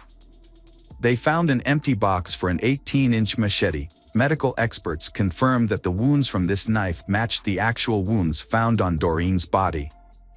During the investigation, police found 2 makeshift coffins in Michael's house, leading them to believe that he was planning to harm his ex-wife, Doreen, and her husband. The presence of medical body bags at his home was also suspicious. As detectives pieced together the evidence, they went to a judge to request a warrant for Michael's arrest. However, due to a lack of concrete evidence, they were initially only able to hold him for a limited time. When the judge refused to issue an arrest warrant, citing insufficient circumstantial evidence to convict Michael, he was released from prison. But detectives eventually got vital information from the autopsy results. Experts discovered that the crime scene had blood from 2 individuals. One blood type was identified as Doreen's, and the other was Michael's. This evidence suggested that Michael had likely injured himself while attacking Doreen. With this new evidence, the judge quickly issued a warrant for Michael's arrest, charged him with the murder of Doreen and her unborn child. In addition, detectives discovered that Michael owned a wolf mask identical to the one found near Doreen's house the previous Halloween. Further inquiry revealed that Michael had worn the mask to a party, and a photograph of him wearing it was even obtained by police. To validate this, detectives searched Michael's home and found the same clothing he wore in the photo. To search for new clues to the case, the police interviewed Doreen's neighbors about the incidents that happened that night. Several children who were trick-or-treating reported seeing a man wearing a wolf mask standing across from Doreen's house, eyeing it intensely. This sighting occurred around 7 p.m., a full 2 hours before the murder. Michael's trial commenced in July 1988, 4 years after the crime. He initially pleaded guilty but later changed his plea to not guilty by reason of insanity. A psychologist evaluated Michael and diagnosed him with severe mental health issues. Michael claimed that the horror of Halloween was too much to bear, as the sight of children trick-or-treating reminded him of his own loss and triggered a mental breakdown. He alleged that this breakdown led him to visit Doreen's house armed with a machete on the evening of the murder. When Doreen opened the door, Michael revealed his true identity as the man behind the mask and made a shocking statement: she killed their son. Recognizing the man as Michael, Doreen quickly screamed for her daughter to run and Michael immediately attacked her. Michael claimed he was unaware that Doreen was pregnant at the time of the attack, but this assertion was met with skepticism. Doreen was visibly pregnant, standing at 4 feet 1 inches tall, and her friends found it hard to believe that Michael wouldn't have noticed, especially given her prominent belly. In fact, her friends joked that her pregnancy had made her almost as wide as she was tall. The prosecution argued that Michael was fully aware of his actions and had planned the crime in advance, a claim supported by evidence from the investigation. Detectives discovered that Michael had previously shared his desire to kill his ex-wife and her husband with friends, and had even discussed disposing of their bodies in the bay. The presence of 2 coffins and body bags in his home suggested that he was serious about carrying out this plan, and the prosecution argued that he had adjusted his intentions for some reason to target Doreen instead. Michael may have panicked or feared being caught, prompting him to leave the house quickly. During the trial, Doreen's 9-year-old daughter, Diana, testified about what she witnessed. Charles had wanted to spare his daughter the traumatic experience, but she was the only witness to the crime. The trial lasted a year, ultimately resulting in Michael's conviction for the murders of Doreen and her unborn child. Michael was sentenced to death, but a moratorium on the death penalty in California delayed his execution. As a result, Michael remains in prison, and his sentence will be no carried out. Years later, Diana revealed that the murder had such a profound effect on her, and she could never forget the horror she witnessed. Ultimately, Diana decides to forgive Michael and try to move past the past to focus on the future. Welcome back, mystery lovers. Today's case is going to keep you on the edge of your seat. The case of the Harvey family.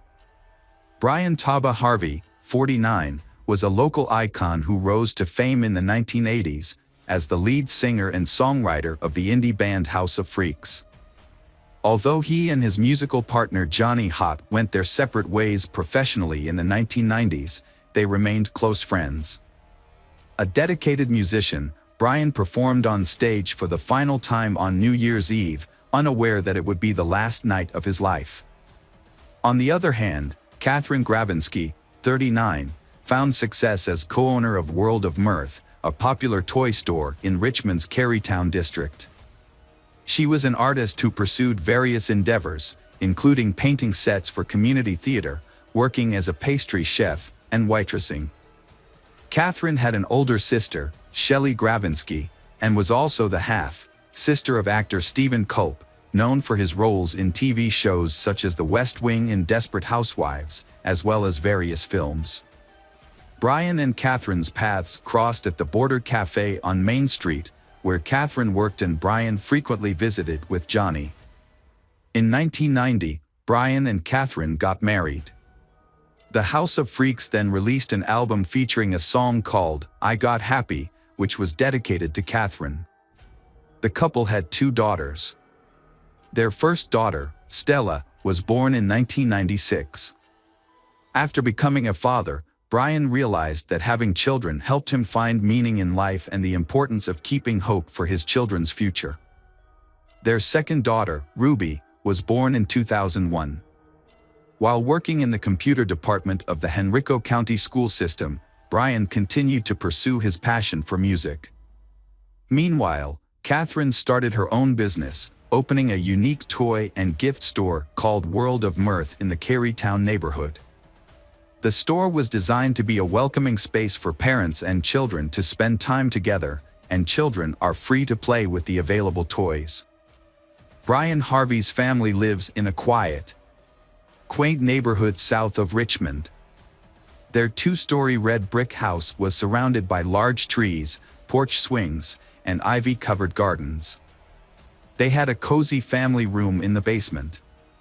The family was well respected and loved in the community, and it seemed no one had any ill will towards them. On New Year's Day, 2006, Brian, his wife Catherine, and their 2 daughters, Stella and Ruby, were preparing for a busy day. They were hosting a barbecue lunch for friends and family, a tradition they enjoyed every year on this day. They woke up early to get everything ready. That Sunday morning, Brian went outside to collect the newspaper, absorbed in the front-page news. He didn't lock the door when he came back in, which wasn't unusual for them, especially on party days when friends would be arriving. The neighborhood was considered safe, so they didn't think much of it. However, on that day, Brian was unaware that some criminals were secretly lurking nearby. Catherine was busy in the kitchen, preparing cookies for the guests who were expected to arrive soon. Suddenly, she heard voices coming from the living room and thought that some guests had arrived early. But when she went to check, she was shocked to see 2 strangers instead of familiar faces. Later Brian, Catherine, and their young daughter Ruby were ordered to go downstairs to the basement playroom. Stella, who had spent the night at a friend's house, had not yet arrived home. Once the family was in the small room, the intruders used electrical cords and packing tape to tie them up. The intruders told them that as long as they cooperated, no one would get hurt while they searched the house. Just as the intruders were starting to ransack the house, someone knocked on the front door at around 10 a.m. The leader of the intruders untied Catherine and told her to answer the door. However, he warned her that if she tried to escape or ask for help, her daughter and husband would be killed. Catherine was in a difficult situation. Stella was about to arrive, and if she answered the door, she would put her daughter in danger. On the other hand, if she didn't answer the door, the intruder might get angry and hurt her family. In the end, Catherine decided that it was best to cooperate, so she opened the door. Stella suddenly ran past Catherine and into the playroom, where the family usually spent a lot of time together. Catherine quickly intervened, stopping Stella's friend from following her. Kyron Perkinson, the friend's mother, later expressed her surprise at Catherine's unusual behavior. When Perkinson asked Catherine how she was feeling, Catherine said she was not well. Then, she made a circular motion with her hand, mimicking a gun and pointing it at her head. This abruptly ended the conversation, and Catherine shut the door. This strange gesture would later trouble Perkinson, wondered if Catherine was trying to convey something. She wondered if Catherine being monitored by the intruders. Perkinson left, intending to return later for a party. All 4 members of the Harvey family were now inside the house. Catherine went back to the basement and found Stella had been securely tied up alongside the rest of the family. Everyone was caught helpless and defenseless. Chaos broke out unexpectedly and without any prior indication. The assailant revealed a knife taken from the Harveys' kitchen and began slashing the family members' throats. Angry that he had to wait so long for them to die, he ordered his accomplices to hit them hard on the head. However, the accomplice refused. The assailant then grabbed a claw hammer and ruthlessly struck the family members repeatedly until they stopped moving. After removing Catherine Harvey's wedding ring, the assailants set the room on fire using wine as an accelerant to conceal evidence of their crimes. As they escaped from the scene, they ate a plate of freshly baked cookies from the kitchen counter and stole a laptop, DVD player, and other items. They rushed out and entered the getaway vehicle parked outside, where a woman was waiting. She was related to one of the robbers and had been on lookout duty during the incident. They quickly departed, leaving the scene as quietly as they had arrived. Later that day, around 1:30 p.m., Johnny arrived at the celebratory gathering. Upon opening the front door, he was met with a thick cloud of smoke and a strong burning smell. Alarmed, he alerted the neighbors. They quickly called 911. Firefighters arrived at the scene and put out the fire. However, they soon discovered 4 bodies in the smoldering basement. Despite initial appearances, investigators determined that the fire did not cause the deaths. Instead, they found evidence of a more sinister cause. The investigation was now treating the incident as a murder case. The scene was so heartbreaking that it left even the police and medical staff, who were accustomed to dealing with traumatic situations, utterly stunned and shocked. Some were even seen crying openly. The discovery that parents were made to watch their children being brutally killed, and that children were also forced to witness the brutal deaths of their parents, was especially devastating. Autopsies revealed that Brian and Catherine died from blunt force trauma to the head. Stella's death was caused by a combination of blunt force trauma and smoke inhalation, suggesting she was still alive when the fire started. Ruby's cause of death was stab wounds to the neck and back, resulting in her death. The authorities immediately launched an investigation into the murders, but they had little evidence to work with. To gather more information, they appealed to the public for assistance. This approach proved successful when, on January 6, a woman named Latoya Py contacted the police, requesting a welfare check on her friend, 21 years old Ashley Basil Tucker. Latoya expressed concerns that Ashley's boyfriend, 29 years old Ree Joseph Dandridge, and his uncle, 29 years old Ricky Javon Gray, were involved in the Harvey family's murder. Gray, who was slightly younger than his nephew by a few months, was reportedly the one in charge. The investigation took a significant turn when Latoya revealed that the two men had hidden evidence of their crimes at her residence. She disclosed that Gray and Dandridge had recently visited her home with a laptop that had an image of the Harvey family as its wallpaper. Given the extensive news coverage of the Harvey case, it was clear that the laptop belonged to the family. Latoya revealed information about the plan that Ashley, Gray and Dandridge had devised to rob Ashley's parents. According to the plan, Ashley would pretend to be a hostage, allowing Dandridge and Gray to extort money from the Basil Tucker, Ashley's stepfather. This would make Ashley appear innocent, even though Latoya knew about the plan and was offered a role in it. However, Latoya became suspicious of the group and declined to participate. Later, when Latoya asked Gray and Dandridge about Ashley's whereabouts, they gave a cryptic response, saying, "Ashley has gone bye-bye." This increased Latoya's concerns, and she contacted the police. The information she provided was crucial in helping investigators connect the dots. When investigators arrived at the residence where Ashley lived with her mother, Mary Baskerville Tucker, and stepfather, Basil Tucker, they found a gruesome scene. Inside the home, they discovered the lifeless bodies of all three victims, who had been subjected to a brutal and violent death, similar to the Harvey family. The victims were bound, gagged, and had their throats slit. Duct tape was wrapped tightly around their heads, causing additional suffering. Mary and Basil had deep neck lacerations, and Basil had a sock inserted into his throat. Ashley was found to have been suffocated with a plastic bag. The cause of death for all three victims was determined to be suffocation and torture. The police believed that the killer's primary motivation was a thrill-seeking desire, rather than any obvious personal benefit, so they worked together to catch them before they could hurt anyone else. Similar to the Harveys, Basil and Mary live a quiet life with no known enemies. Percy works as a forklift driver, while Mary works for a cleaning service company. Their peaceful life was shattered by their daughter's betrayal, leading to the tragic death of a couple enjoying their golden years. Investigators quickly discovered a crucial connection between the Harvey family's case and the Tucker family's case.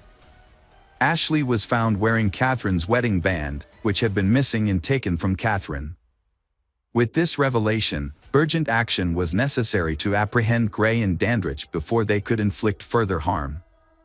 Authorities tracked Gray and Dandridge back to their home state of Pennsylvania and apprehended them in Philadelphia on January 7. Dandridge claimed that Gray planned the murders and he just followed orders. When faced with these accusations, Gray provided explicit and disturbing details of the two family massacres, explaining that financial gain was the primary motivation behind their actions.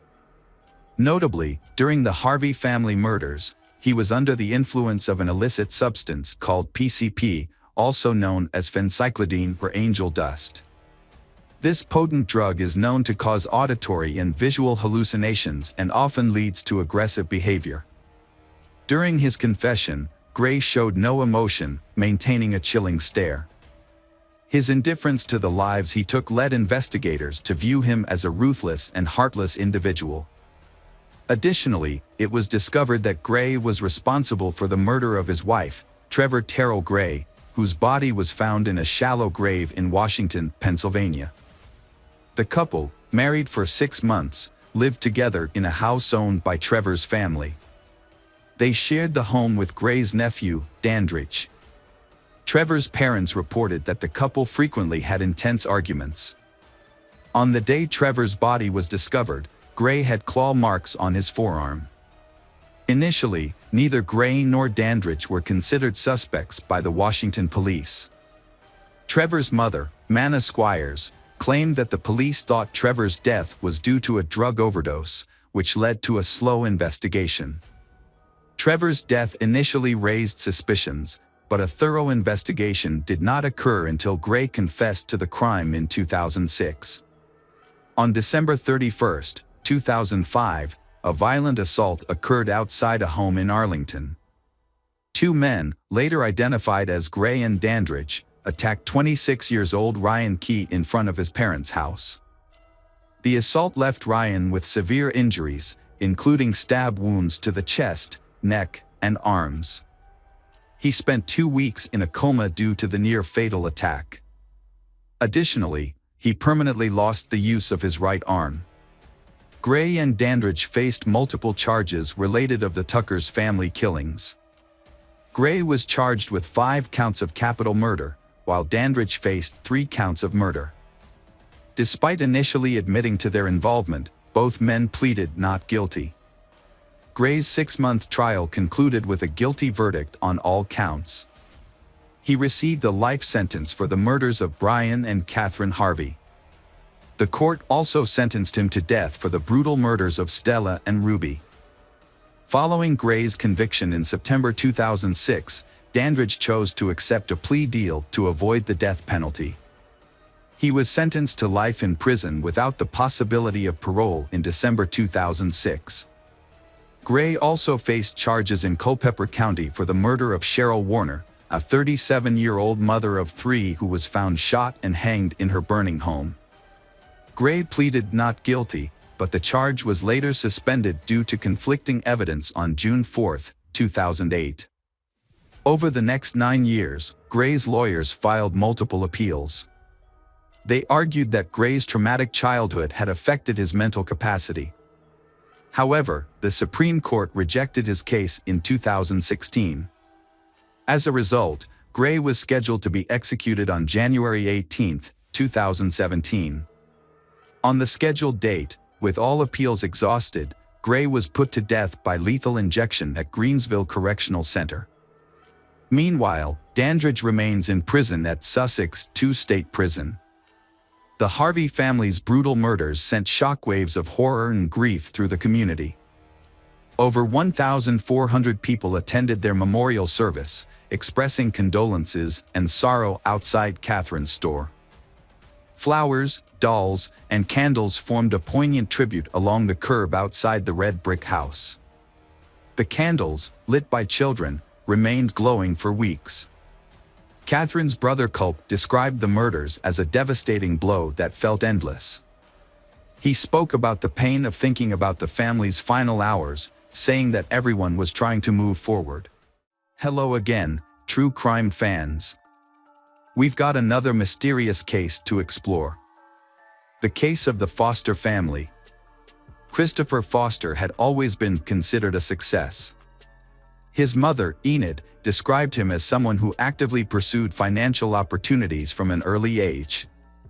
Along with his younger brother, Andrew, he aspired to follow in the footsteps of their late father, who had been a sales manager. Although they both aimed to become successful businessmen, Chris and Andrew had had a tense relationship since they were children. Andrew later explained that Chris's confidence and assertiveness had overshadowed Andrew's quiet nature. Despite this, both brothers were very close to their mother, Enid. In 1987, Chris married Jill, a housewife, and they had their daughter Kirsty in 1993. Chris's path to wealth began in the late 80s when he worked as a mattress salesman and used inexpensive pizza boxes for insulation. His life changed dramatically after he founded a successful engineering company. This business made Chris a self-made millionaire through the development of an innovative insulation material that became essential in the oil industry. The Piper Alpha oil rig explosion on July 6, 1988, had led to a catastrophic fire that lasted for days and claimed the lives of 167 people. After watching the news, Chris saw an opportunity in this tragedy and identified a market niche for fireproof insulation specifically for oil and gas rigs. Although many oil companies showed interest, they wanted certification of the product's effectiveness before signing a contract. To prove its value, Chris took the financial risk of mortgaging his house to fund an experiment. The test was successful. His product, Overshield, showed exceptional resilience compared to other insulation materials when exposed to fire. It even received a rare A1 fire test rating. Major oil companies quickly placed orders, making Christopher Foster a millionaire almost overnight. Reports suggested that he earned so much money that he didn't know how to spend it all. As his business grew, Christopher's annual turnover increased significantly from £50,000 to £1 million. By 2004, Chris's net worth had been reported to be £10 million. That same year, his wife Jill noticed a house in Shropshire Life magazine. It was Usbaston House, a beautiful mansion in Maesbrook, a wealthy village in Shropshire, England. The estate was 16 acres in size, had its own lake and equestrian grounds. Despite being offered at around £1.5 million, the house still needed repairs. Jill was so intrigued that Chris made an offer the next morning. Foster's family quickly sold their house and moved to Usbaston House. Chris then invested a further £50,000 to install a swimming pool and landscape the property. After settling down, Chris led a lavish lifestyle. He bought 2 Porsches, one for himself and one for Jill, a James Bond-style Aston Martin, Range Rovers, and many other vehicles. Their daughter Kirsty attended a private boarding school, and Chris also bought her several horses. Kirsty spent time with her horses when not at school and participated in equestrian competitions. Friends described her as quiet, thoughtful, and kind. In addition, Chris also bought 4 dogs and several pigeons.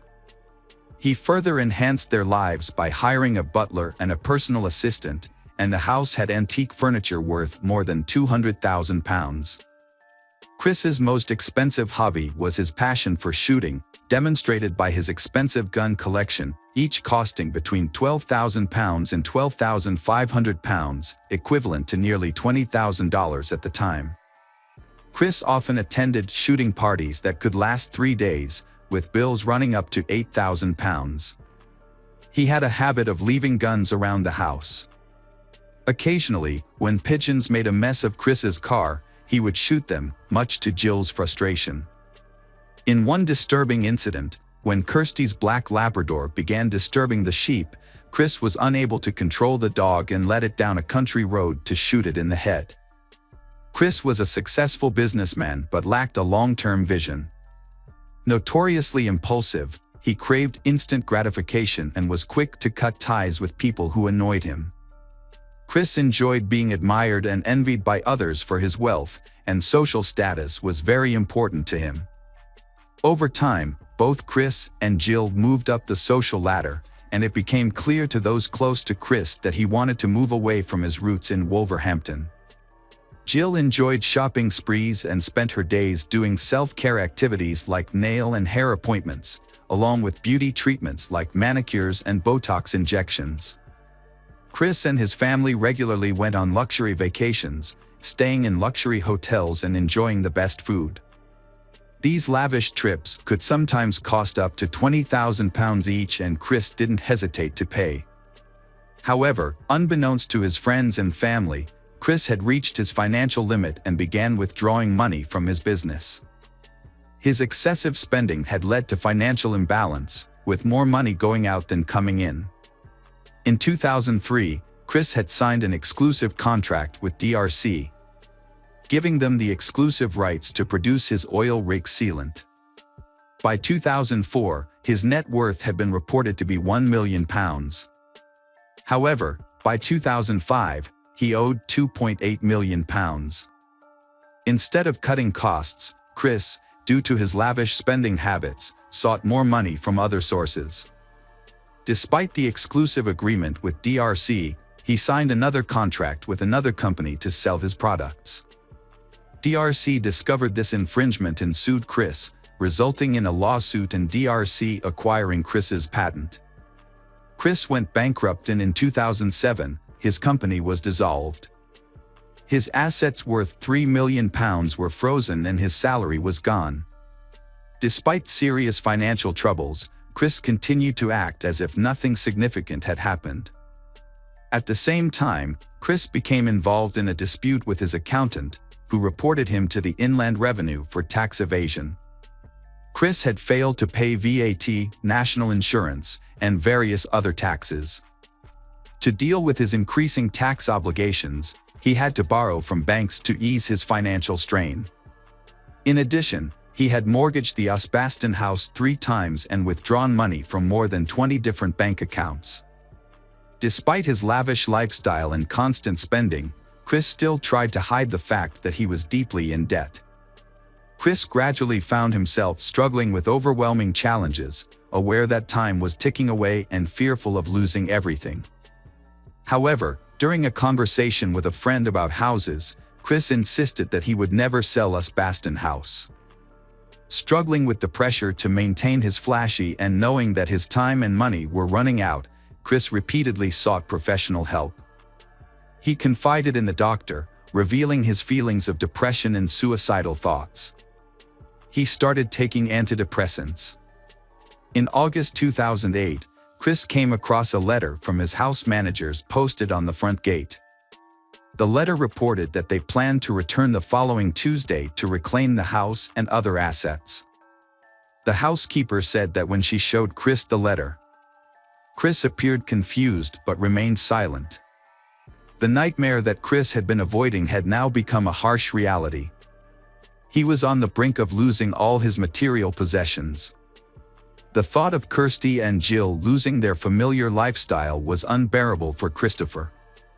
His family faced the possibility of returning to Wolverhampton, saying goodbye to their lavish lifestyle.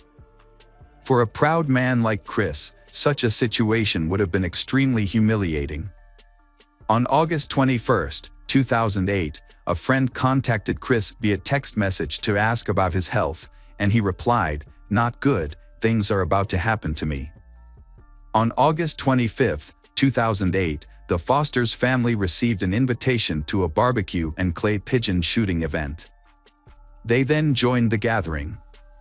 None of the attendees noticed any signs of difficulty in the Fosters. Witnesses recalled that Chris appeared happy.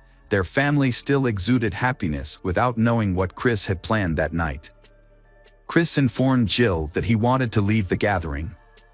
Although Jill wanted to stay a little longer, they eventually left around 8:30 p.m., arriving home just a few minutes later at 8:44 p.m., their route captured by home security footage. Soon after, Jill went to bed. At 11:30 p.m., Chris went upstairs to check on Kirsty, urging her to go to bed while continuing to text a friend online. Around midnight, Chris decided to turn off the internet, causing Kirsty to end her conversation with her friend and go to bed. At 3 a.m., Chris began his violent rampage. He entered Jill's room and used a silencer to shoot her in the head while she was sleeping. Next, he went to Kirsty's room and killed her in the same way. Home security cameras recorded Chris's actions as he carried a shotgun outside the dog cage, killing each dog with a shot to the head. He then went to the stables and killed the horses before burning the stables with the animals inside. Chris appeared expressionless in the video. To prevent firefighters from reaching the house, Chris blocked the main entrance, shooting at the tires to make movement more difficult. He also pumped 200 liters of oil from the family's tank into the house's basement through connecting pipes. It is clear that Chris took deliberate steps to completely destroy the Osbaston house. His actions appeared to have been motivated by a desire to prevent others from acquiring property that he could not keep. Chris burned down his house and covered his car and belongings in oil. The fire quickly spread and destroyed everything. Chris, still carrying a rifle, went back into the house and lay down next to Jill's body in the bedroom, holding her as flames engulfed them. At 4:11 a.m., the security cameras stopped working. A neighbor saw the growing fire and called for help. firefighters quickly arrived. The fire was too intense and difficult to control. As firefighters tried to put out the fire, neighbors watched the building burn, worried for those inside. In the following days, the media called in to search for Foster's family, but all efforts were unsuccessful. Because of Chris's wealth, the authorities opened an investigation, initially suspecting that the Foster family had been kidnapped. However, at the time, neither the bodies nor the security footage were found, so many speculated about what might have happened to them. It took 3 days for the fire to be completely extinguished. After the fire was extinguished, investigators carefully examined the house and found the bodies of Jill and Christopher on beds in a room that had collapsed into the living room. However, there was no sign of Kirsty. While some hoped she could have escaped, others feared she had been kidnapped. Sadly, Kirsty's remains were found in the rubble a few days later. Investigators used a brush to carefully collect her remains into a hearse. A fragment of Kirsty's skull revealed that she had suffered a gunshot wound to the head, like her mother. After examining the body, the police began to suspect that Chris had committed a crime.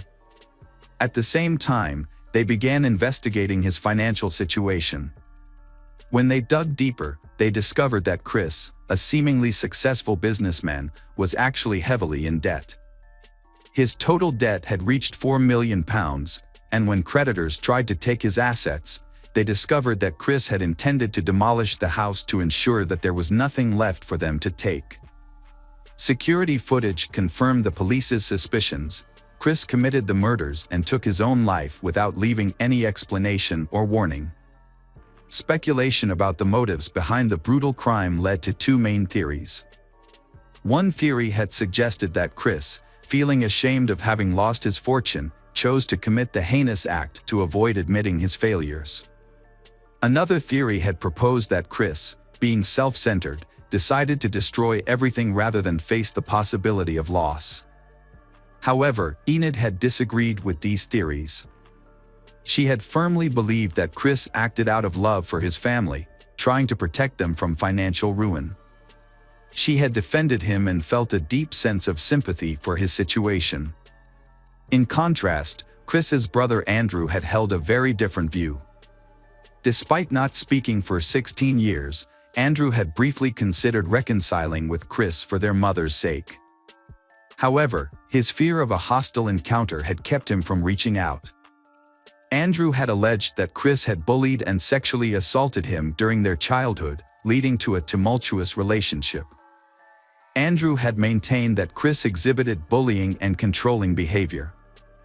Andrew's attempts to reconcile with Chris in 1999 had been met with resistance.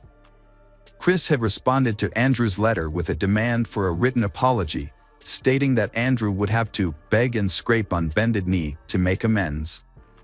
Andrew had believed that Chris refused to acknowledge his past wrongdoings and instead held on to long-standing grudges. For months after the tragedy, on December 19, 2008, a joint funeral had been held for 15-year-old Kirsty and 49-year-old Jill at their local village church. The service had been quiet and respectful, attended by close friends and family. Both Kirsty and Jill had been buried in the same plot, as requested by Jill's family. Chris had received a private funeral and was buried elsewhere. In the years following the tragedy, the remains of the burnt-out house and the family's charred belongings had been left on the site. These had included Kirsty's first aid book for her horses and a handwritten note detailing the family's meal plans for the week of the tragedy. The ruins of the house had remained until 2011 when the debris had been cleared. The 16-acre estate had been sold in 2014, with plans to build a new 6-bedroom house. Although the property had been put up for sale in 2012, it had taken 2 years to sell, reportedly after the price had been reduced. The reasons behind Christopher Foster's actions may have been financial struggles and the pressure to maintain a wealthy image. However, this had not justified the horrific outcome. Instead of having made sensible financial decisions or confiding in his loved ones, Chris had chosen a destructive path that had had devastating consequences for everyone involved. Hi everyone, thanks for returning. Let's unravel another perplexing mystery. The case of Claire Bernal. Claire Bernal was born on August 18, 1983, in Groombridge, a small village on the border of Kent and East Sussex, England. She spent most of her childhood and teenage years there. Little is known about her parents. Claire was raised by her mother, Tricia Bernal. Her father, from whom her mother is divorced, was uninterested in Claire's upbringing and did not participate in her life. Claire was a sociable, cheerful, and open-minded girl. She attended St. Gregory's Catholic School, where she excelled academically, participated in dance, and developed a passion for fine arts. Later, she enrolled at Kent College, where she earned a bachelor's degree in science. Claire was a friendly and outgoing woman who easily became the center of attention in any group. She had many friends, and people always spoke highly of her. Despite her sociable nature, she was cautious and careful, avoiding bad habits and choosing her friends wisely. During her college years, she worked part-time as a makeup artist. This experience inspired her to pursue a career in the beauty industry. She completed specialized courses in cosmetology and makeup artistry, as well as learning the fundamentals of theatrical makeup. These skills led her to her dream job as a beauty and style consultant at the upscale store Knightsbridge, which had recently opened in the luxury department store Harvey Nichols. To take this job, Claire moved to London, because rent in the capital was quite high, so she lived with two friends. Despite being new to the industry, Claire quickly became a favorite with her colleagues. She was the most knowledgeable about makeup and skin care, so she took the time to mentor newbies. Claire describes herself as detail-oriented, patient, friendly, and kind. Claire loves living in the capital, where there are many opportunities to showcase her talents, learn new skills, and gain experience. During her first few months at Harvey Nichols, Claire met Michael Peake, a senior security guard who was immediately drawn to her. He showed his interest through various gestures and was good-looking. However, Michael has a complicated past. He is a citizen of both the Czech Republic and Slovakia. He was a former soldier who deserted and moved to England to avoid military service. Michael has a wife, whom he is in the process of divorcing, and a young child. Michael speaks with a very strong regional accent. He is tall and athletic, smiling and joking frequently. Michael began pursuing Claire. For about a month, they chatted happily and interacted mainly at the department store where they worked. When Michael asked Claire out on a date, she happily agreed. Their first date was at a quaint London cafe, where they spent the evening talking about their lives and sharing personal stories. During the conversation, Michael revealed that he was married but expressed his intention to divorce his wife soon because he wanted to be with Claire forever. This unexpected confession made Claire feel a little uncomfortable, but she thought that he was probably just joking. When Claire shared everything with her mother, she felt unhappy that the person pursuing her daughter was a foreigner, 8 years older than her and already had a family. Claire's mother Tricia advised her daughter not to meet this man. However, Claire felt safe and reassured her mother that everything was fine. On the second date, Michael took Claire to an amusement park, gave her a beautiful bouquet of flowers, complimented her repeatedly, kissed her goodbye and confessed his love. Claire was surprised and wondered if Michael was joking.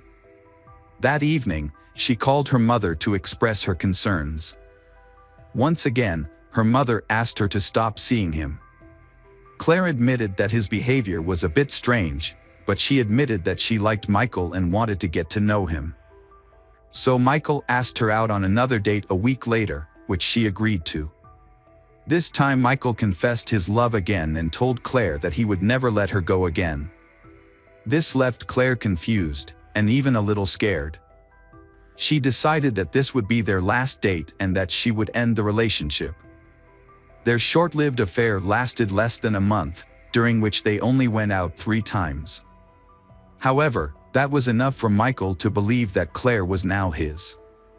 Michael went back to the Czech Republic for a few weeks to see his wife and settle their divorce, but he was unable to resolve the issue. During this time, Claire almost completely stopped thinking about him, moving on with her life, believing that Michael was part of her past. However, one evening, he called her, asking to meet him at the airport. When Claire refused, he insisted that he needed her help. Claire finally agreed to meet him and even offered to let him stay for a day, since he had mentioned that he had moved out of his rented apartment and could not move into his new one until the next day. After entering Claire's house, Michael said that he wanted to stay and live with her. Claire was scared and asked him to leave immediately. However, Michael refused. Claire threatened to call the police if Michael did not leave. Although he eventually left the apartment, he did not leave and remained sitting on the doorstep until morning. The next day at work, Claire explains to Michael that their relationship is over and that their previous 3 dates meant nothing. However, Michael disagrees. Michael continued to prove his true feelings. He brought a large bouquet of red roses to Claire's workplace, but she refused to accept them. Michael persisted and took Claire home later, where he sat outside her apartment all night. When the neighbor tried to kick him out, Michael threatened to harm Claire instead of breaking up with her. Michael's actions and behavior are a desire to control Claire, despite Michael's assertions of love. Claire calmly explains that she has no feelings for him and regrets their short-lived relationship, to which Michael responds by hugging her tightly. He whispers in her ear, insisting that she loves him but does not yet realize it. For 6 months, Claire endured relentless stalking and harassment from Michael. Despite reporting her to the police, no action was taken. At work, Michael lurked outside her store, monitoring Claire's every move and contacting her dozens of times a day via phone calls and text messages. Michael would confess his undying love, beg for forgiveness, and beg her to come back. However, when his attempts were rebuffed, he would resort to threats, insisting that they would eventually be together. Every time Claire changed her phone number, Michael would find a way to get her number within a few days. What scared her the most was that Michael knew her home address and was always outside her house. Even when she tried to move, Michael followed her and found out her new address, causing the harassment to continue. Michael thought they were still in love. He even counted the months since they first met. In Michael's messages to Claire, he mentioned that if Claire didn't belong to him, he would make sure that no one else could have her. Claire had difficulty concentrating at work and was afraid to go out in public. Even the sound of the phone ringing startled her. Over time, the situation got worse and Claire began having nightmares at night. The emotional damage was evident as she lost a significant amount of weight. She felt tired and lost her confidence and her usual outgoing demeanor. Encouraged by her mother, friends, and co-workers, Claire finally decided to report her situation to her employer. She confided in the head of security at the mall. This man, who had experience in law enforcement, took Claire's concerns seriously and conducted a thorough investigation. He interviewed other employees and carefully reviewed the mall's surveillance footage, gathering evidence that showed that Claire was indeed being stalked by Michael. The security manager transferred Michael to another part of the store. However, this change did not significantly improve the situation. Michael continued to spend most of his time waiting outside the store, monitoring Claire's actions. Because Michael failed to perform his duties, the store management had to fire him. Despite this, Michael continued to harass Claire. Claire decided to report Michael to the police. When questioned by the police, Michael denied any wrongdoing, claiming that his intentions were sincere and that he only wanted to make it up to Claire so they could get back together. He insisted he had not threatened Claire, but his tone could have been misinterpreted. However, the police did not speak to Claire's colleagues and flatmates, who witnessed the incident and knew Michael had been stalking Claire for months and repeatedly threatening to kill her. The police treated the situation as a casual affair, finding no threat to Claire's life or health.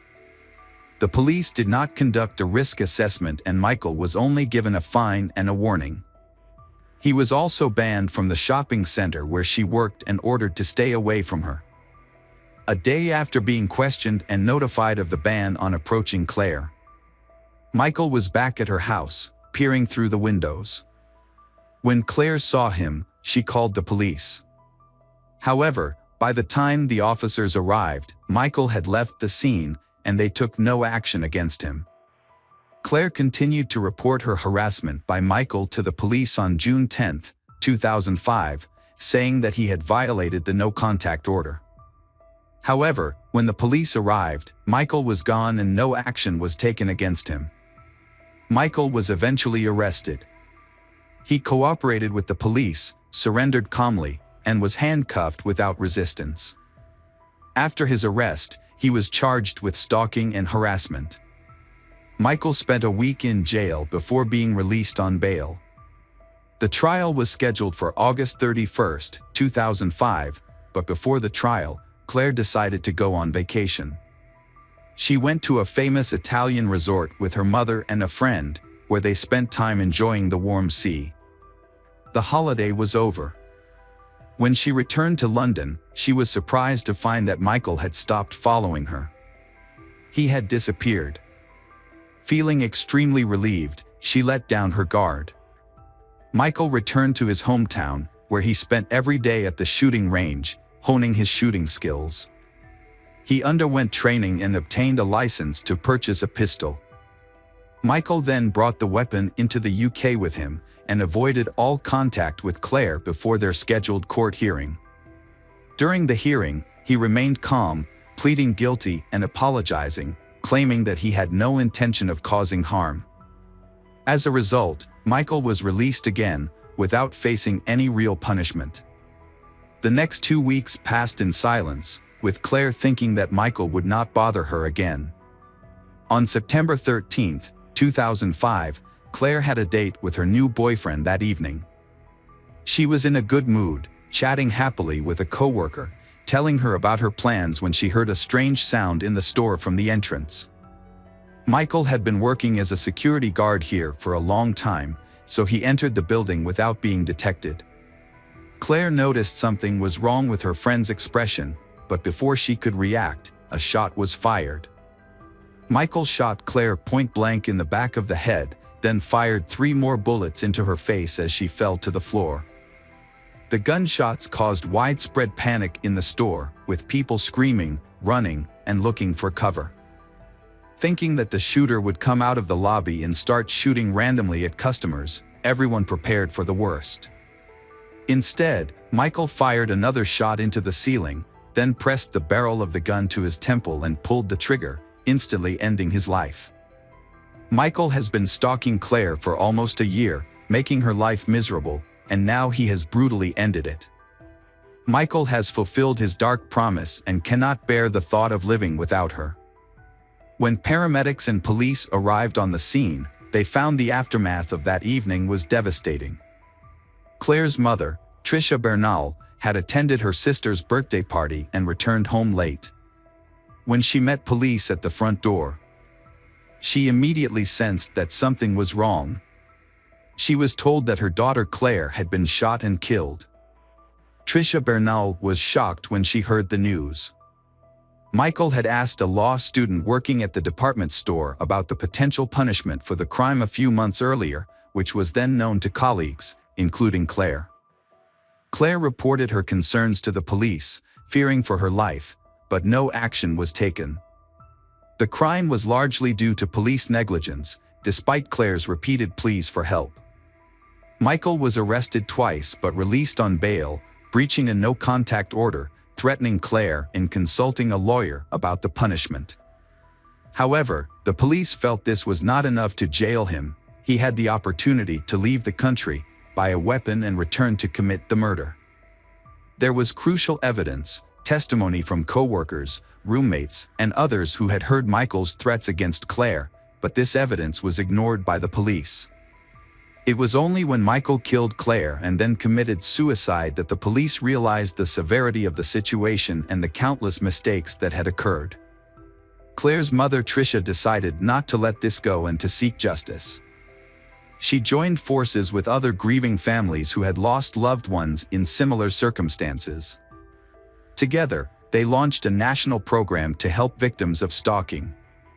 As a result of their efforts, the law was changed and stalking was reclassified as a criminal offense. In 2012, a new law was passed that banned stalking completely. A helpline was also set up for victims who did not receive adequate support and protection from the police. Hi everyone, thanks for returning. Let's unravel another perplexing mystery. The case of Christy Lynn Mullins. Christy Lynn Mullins was born on August 28, 1960, in Columbus, Ohio. She grew up in a family of 4 siblings, and they lived in a quiet neighborhood, away from the noise of the city. In the summer of 1975, when Christy was 14, she enjoyed spending time with her friends and sisters. They enjoyed going swimming at a nearby community, especially on hot days. Occasionally, Christy also babysat for families she knew. On August 22, a friend of Christy's asked her to babysit her child until late in the evening. The next day, Christy woke up around noon, and it was an extremely hot day, with temperatures reaching 93 degrees Fahrenheit. So Christy decided that a swim would be a great way to relax and cool off. She brought her younger sister, Kim, to the community with her. Kim jumped right into the water while Christy chose to relax on a lounge chair. A while later, her friend came to chat, and after a short conversation, the two left together. Kim was surprised when her sister, Christy, left her alone without saying a word. Instead of following her, Kim chose to stay at the pool. Later, when she returned home, her sister had not returned. After several hours without any sign of Christy, Kim began to worry. She decided to search the neighborhood for her sister and soon met a neighbor. The neighbor informed her that about an hour ago, the police had discovered the body of a little girl a few miles away, but they had not yet identified her. Kim rushed home to inform her parents of the situation. They quickly contacted the police, saying that their daughter was missing. The police advised them to go to the morgue, where they would show them the body of the dead girl. Initially, her parents had difficulty recognizing the girl because of the severe bruising on her face.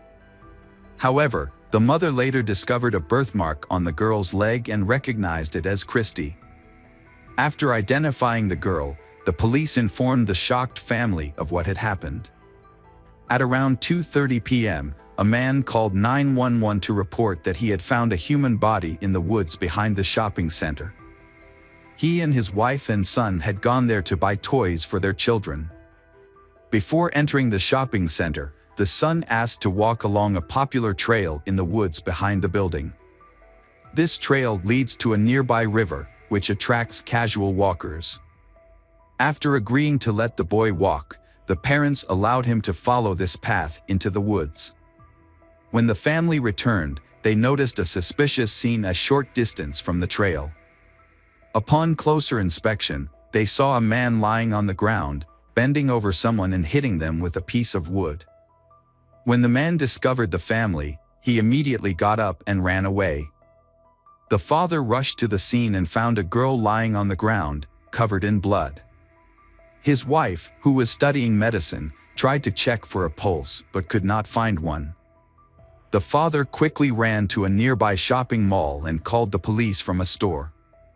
He and his wife provided police with a description of the perpetrator. He was a young man, about 20 years old, tall and slim, with shoulder-length black hair. He was wearing jean shorts and boots at the time of the incident. Using this information, police created a sketch of the suspect and turned it over to patrol officers. The crime scene examination did not turn up any significant clues. Although police discovered a piece of wood that was used as the murder weapon, they were unable to find any evidence that could identify the perpetrator. Notable details from the crime scene included that Christie's hands were tied with telephone cords and that her clothing was in disarray, as her bikini top was pulled down and her t-shirt and shoes were found nearby. However, forensic analysis did not reveal any evidence of sexual assault. Police therefore theorized that the perpetrator may have intended to attack Christie, but something frightened him and he ran away. Christie's sister reported to police that she had left the pool with a friend named Carol. So they went to speak with Carol. Carol reported that she had received a suspicious phone call that day from an unidentified man claiming to be a local radio DJ.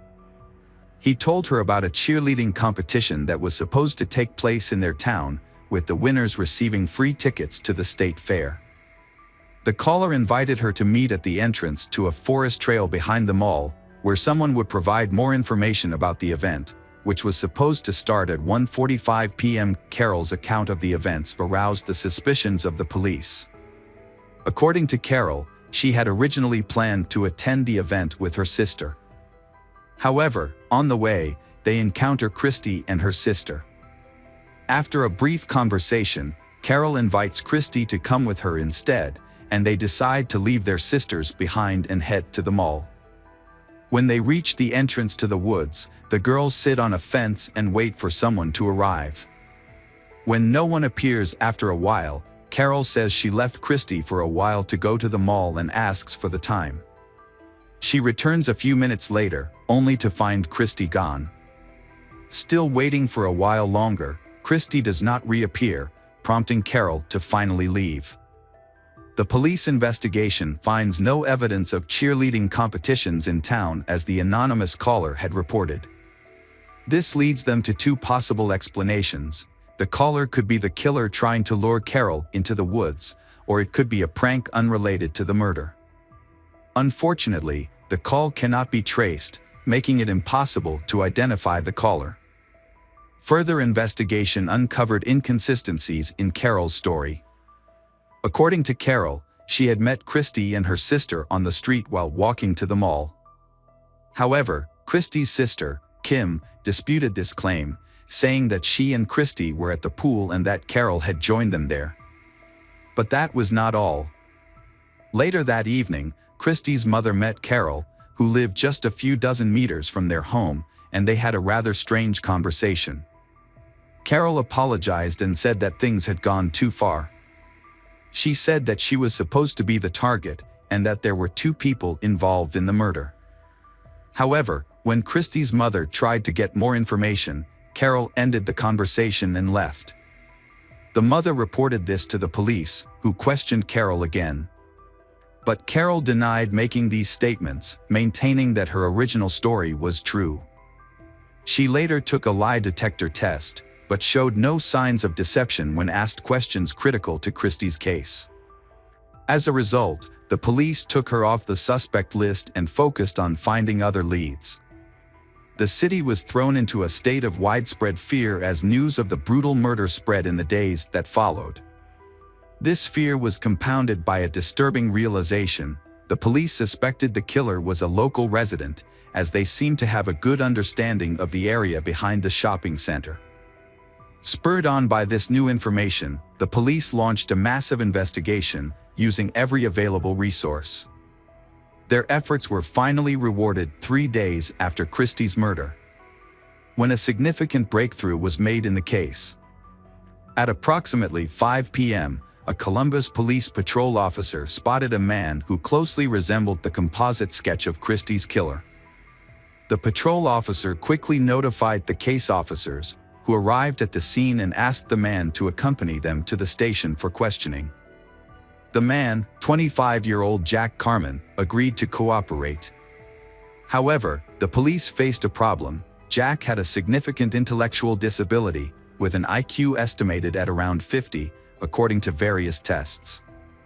Because of his condition, Jack required specialized medical care and lived in an apartment provided by a nonprofit organization.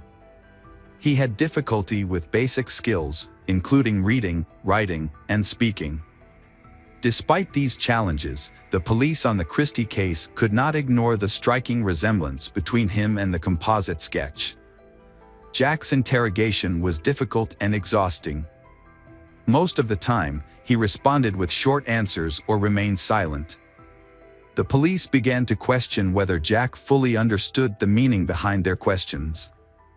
The interrogation lasted for 6 hours. Eventually, the police began to make some progress by asking the simplest and most specific questions possible. Using this approach, they were able to extract a confession from Jack. Jack stated that on the day of the incident, he began by leaving his apartment and taking a bus to the mall. His intention was to buy clothes, specifically pants and shirts. When he arrived at the mall, he walked across the parking lot toward the entrance and saw Christy sitting on a fence near a trail leading into the woods. Jack approached Christy, grabbed her, held her arms, and dragged her into the woods, where he assaulted her. After the assault, Christy attempted to flee.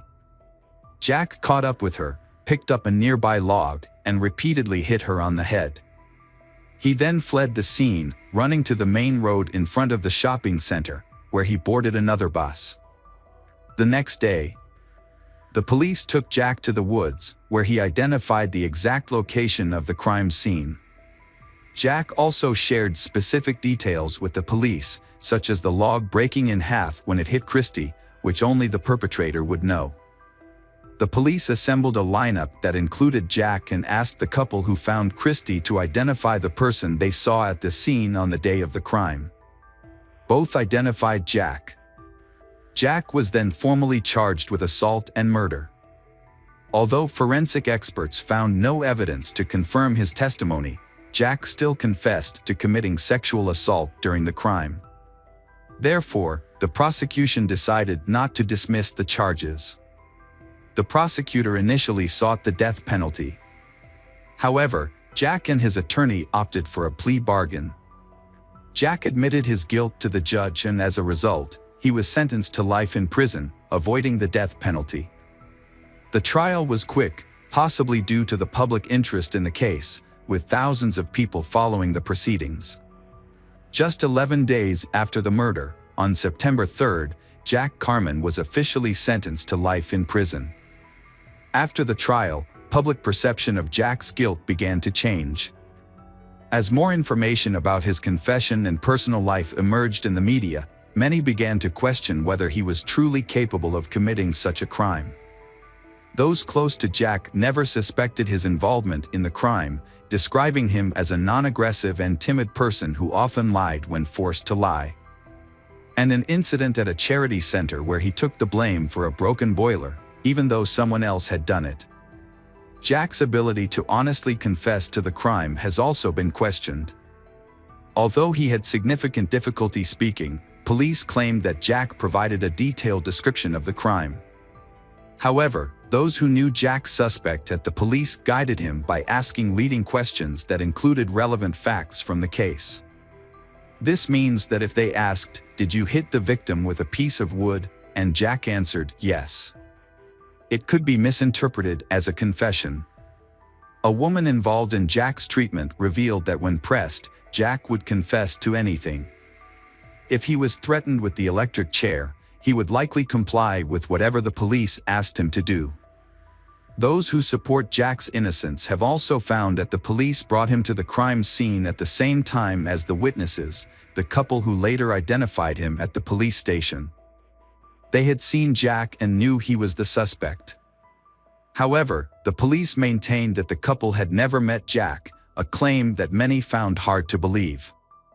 Several other events raised serious doubts about Jack's involvement in the case. Police were unable to find the bus driver or any passengers who could confirm that Jack was on the bus he claimed to have taken home, as stated in his confession. Furthermore, several people at the charity building where Jack lived and worked gave testimony. They reported seeing Jack at 1:30 p.m. If he was indeed there, it is unlikely that he would have taken the bus to the shopping center on the outskirts of town and committed the murder at 1:50 p.m. He would have had to have taken the bus to the outskirts of town, which would have taken at least 40 minutes. Even if he had left immediately after being seen, the timestamps do not match. This led many to question Jack's guilt and believe that the police pressured him into a false confession. Even Christie's parents began to suspect that Jack was not the real killer. On September 9th, just 6 days after the verdict, about 70 people gathered in front of the town hall to draw attention to the case and demand a thorough investigation. A public committee was formed to fight for justice. This led to Jack finding new representation, as his new lawyer quickly filed a petition for a review of the case. A few months later, a judge revoked Jack's confession and ordered a new trial. Now, the prosecution had to prove his guilt almost from scratch, which seemed like an almost impossible task. Christ's father, Norman Mills, began his own investigation while preparations for the new trial were underway, dissatisfied with the police's efforts to find his daughter's killer. Not wanting to rely solely on the police, he took it upon himself to seek answers. Shortly after the murder, Norman and several neighbors searched the woods, where they discovered a pair of bloody jean shorts and men's underwear. They turned these items over to the police, who initially ignored them during their investigation. However, it remains unknown whether these items were connected to the case or were even tested. Jack's new trial began in 1977, 2 years after the murder. The defense team had two main goals: to prove Jack's innocence and to identify the real killer. They suspected Henry Newell, the 25-year-old man who had discovered Christ's body along with his wife, as a suspect. When the trial began, Jack's lawyers compiled a long list of reasons to suspect Henry of the murder, and the list continued to grow throughout the trial. Henry initially gained attention for his extensive criminal record. As a teenager, Henry had been in trouble with the law several times, leading to 3 prison terms. Notably, he escaped from prison twice before being caught and sent back. At the time of Jack's trial, Henry was serving his 4th prison sentence for arson in order to collect insurance money. Furthermore, when lawyers reviewed the evidence from Christ's case, they discovered several suspicious details. In his testimony, Henry claimed to have discovered the body, approached it, and tossed aside a piece of bloody wood. Although he explained that he was in shock at the time, this action still raised many questions. It is unclear why Henry would have picked up the murder weapon and moved it away from the body without any logical reason. He also claimed that he thought the girl was still alive and tried to save her by taking off his shirt and holding it to her face. This action was also suspicious, as it was unclear whether Henry was actually trying to stop the bleeding or if his shirt had become stained with blood during the killing, causing him to create an alibi for the stains. Jack's lawyer found a store employee at the mall where Henry ran to call the police. She said that he was not wearing a shirt but jean shorts. However, when the police arrived, Henry had changed into a different pair of pants.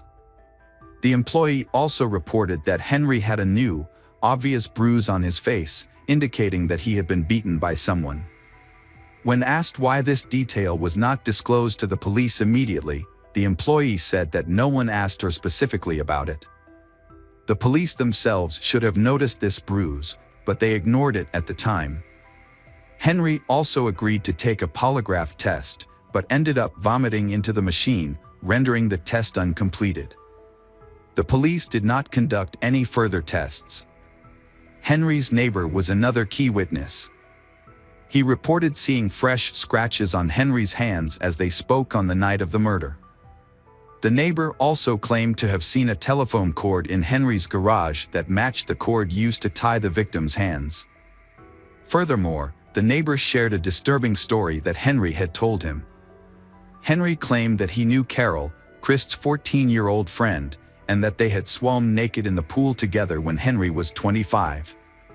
This revelation shocked everyone involved in the case, as it revealed a disturbing relationship between Henry and Carol. While there was no concrete evidence to support this claim, it did suggest that Henry knew Carol, who was directly involved in the case. His wife Pam also testified in court.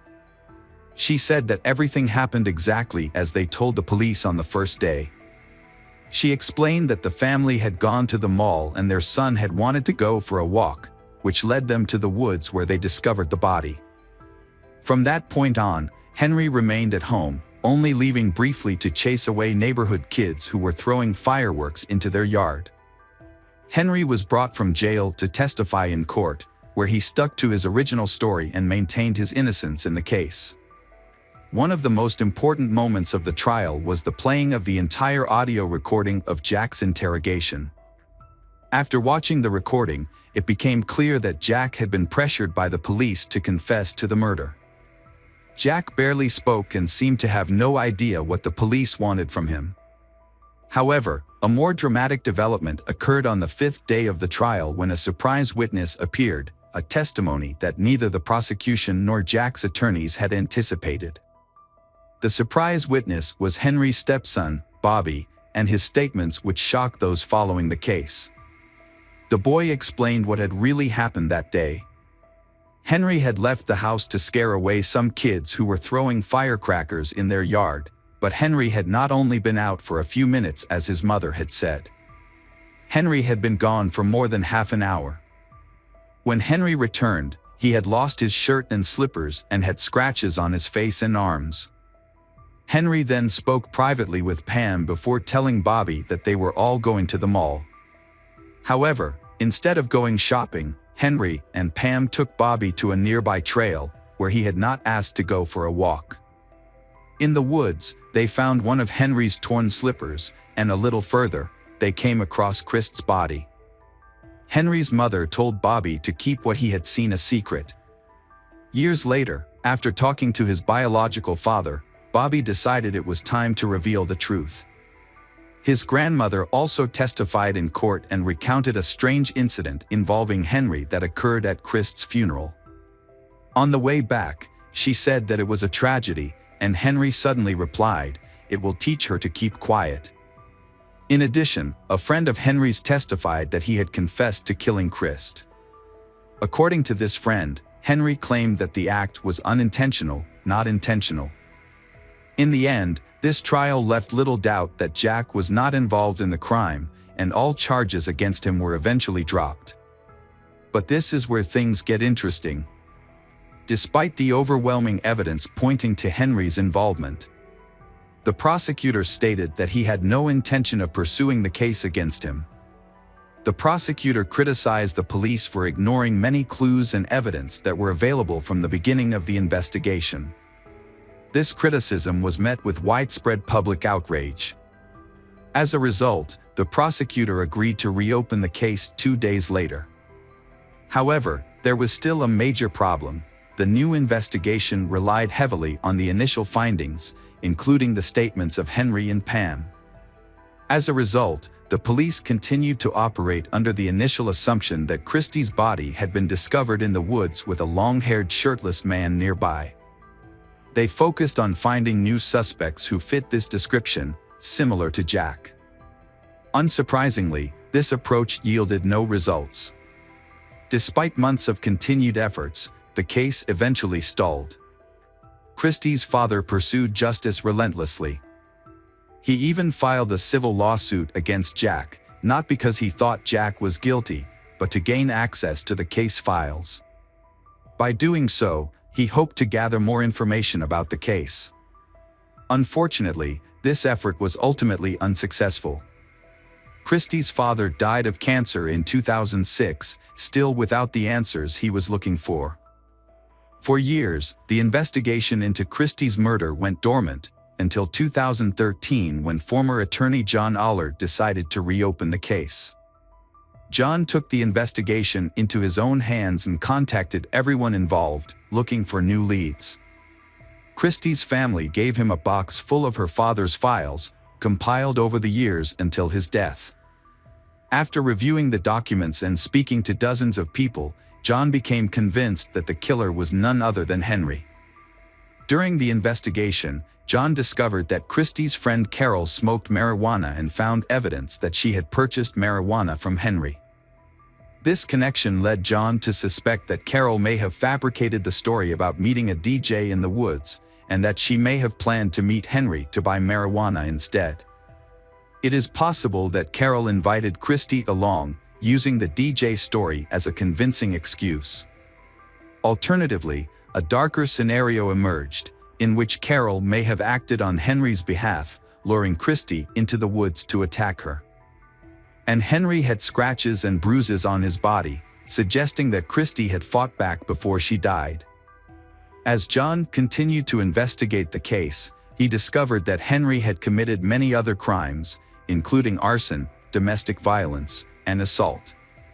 Another notable incident involved the death of Henry's wife, Pam, in 1982. Despite filing for divorce, Pam was still living with Henry when she was found dead in their apartment. The official cause of death was an overdose of sleeping pills. However, Pam's family members were skeptical and suggested that Henry may have altered the pills. What was even more unusual was that, although Pam had clearly consumed a large amount of sleeping pills, no packaging for the pills was found in the apartment, as she would have been unable to dispose of them after taking such a large amount. In 2013, Henry died of cancer at the age of 63, but John persisted in his quest for justice for Christie. He published a book compiling all the available information about the case, which sparked public interest. Christie's family, along with others, have called for the investigation to be reopened. Notably, some of Henry's relatives contacted John, confessing that their entire family knew Henry was the one who killed Christie but kept quiet. A family member of Henry's recounted that a few months before her 16th birthday, Henry gave her a car as a gift and they went for a drive together. At one point, he asked her to stop the car, turned to her and confessed to killing Christie, describing the crime in detail. The woman did not believe him, thinking he had made up the story because he had been drinking heavily. However, after reading a book about the case, the woman's memory of that conversation returned and the pieces of the puzzle began to fit together. This revelation eventually led to the reopening of the murder investigation in May 2014. The police thoroughly reinvestigated the case for several months, re-interviewing many witnesses and re-evaluating potential leads. A significant breakthrough came from Henry's confession to a family member, in which he claimed to have assaulted Christie. Initially, medical experts found no evidence to support this claim. However, using modern technology, police re-examined Christie's clothing and discovered small, previously undetected semen stains. Unfortunately, these stains were too small to extract enough DNA for analysis. The investigation dragged on until late 2015, when police held a press conference to announce their findings. 40 years after the murder, they finally announced that Henry was the one who committed the crime. However, since he was no longer alive, they were unable to take the case to court. As a result, the case was officially declared solved. Although some details of the crime remain unclear due to the lack of a confession, police felt confident that they understood the general circumstances surrounding the murder. It is possible that Henry went to the trail behind the shopping center after leaving his home. Carol may have asked him to meet her there to buy marijuana, but this has not been confirmed. When he arrived, he encountered Christie, who was alone, and decided to attack her. He tied her hands with telephone cords and took her deeper into the woods. Christie defended herself, scratching Henry and hitting him in the face. Henry may have then wrestled her to the ground and killed her with a nearby log. After the attack, Henry returned home and told his wife what had happened. Together, they devised a plan that would allow him to avoid being held accountable for his actions. Carol's involvement in the case remains unclear, and it's possible she will speak out one day. A recent press conference revealed that the police mishandled the case years ago, with the current police apologizing to the Christie family for the negligence of their predecessors. The initial evidence was enough to charge Henry with murder. But it appears the original police chose to ignore it. Welcome back, detectives. Let's dive into another horrible case. The case of Diana D. Aiello. Diana Aiello was born in 1959 in Tustin, a suburb of Los Angeles. Her father had a military career, and her mother worked at a local garment factory. At the age of 19, Diana's life took a major turn when she met Kevin Green at a bar. She was at the bar with her friends when some men started bothering them. He was being aggressive, so Kevin decided to intervene. After Kevin chased the men away, Diana offered to buy him a drink as a thank you. A few days later, they started dating, and things went pretty fast from there. At the time, Kevin was married, but he and his wife were in the process of getting a divorce. Kevin and Diana decided to move in together, and Diana soon became pregnant. As soon as Kevin's divorce was finalized, they got married that same day, eagerly awaiting the birth of their daughter. They rented an apartment in a small apartment complex in Tustin. Kevin worked as a helicopter mechanic at a nearby Marine Corps base, while Diana had previously worked at her mother's garment factory. However, because she was pregnant, she chose to stay home and prepare for the arrival of her daughter. By the end of September 1979, Diana was close to giving birth and could go into labor at any moment. On the evening of September 30th, after a night of watching a movie together, Diana and her husband had a disagreement. The impending birth of their child was causing them stress, and they were constantly arguing. To calm down and avoid escalating the situation, Kevin decided to drive to a nearby fast food restaurant. About 40 minutes later, Kevin contacted the local police department, reporting a heartbreaking situation. His wife had been shot and needed immediate assistance by ambulance. At that time, a patrol car was nearby and the police quickly arrived at the scene.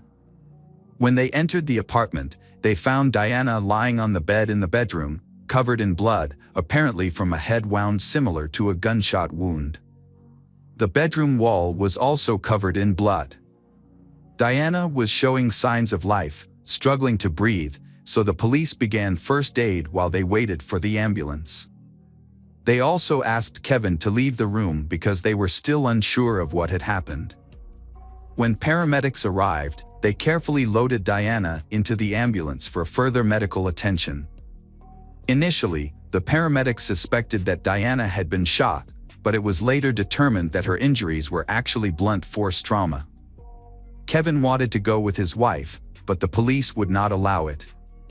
They needed him to give a statement, and at that time, they were investigating every possible scenario, including the possibility that Kevin was involved in the attack. Kevin, in shock, did not understand what the police were saying, even tried to get into the ambulance that was leaving, forcing the police to intervene and stop him.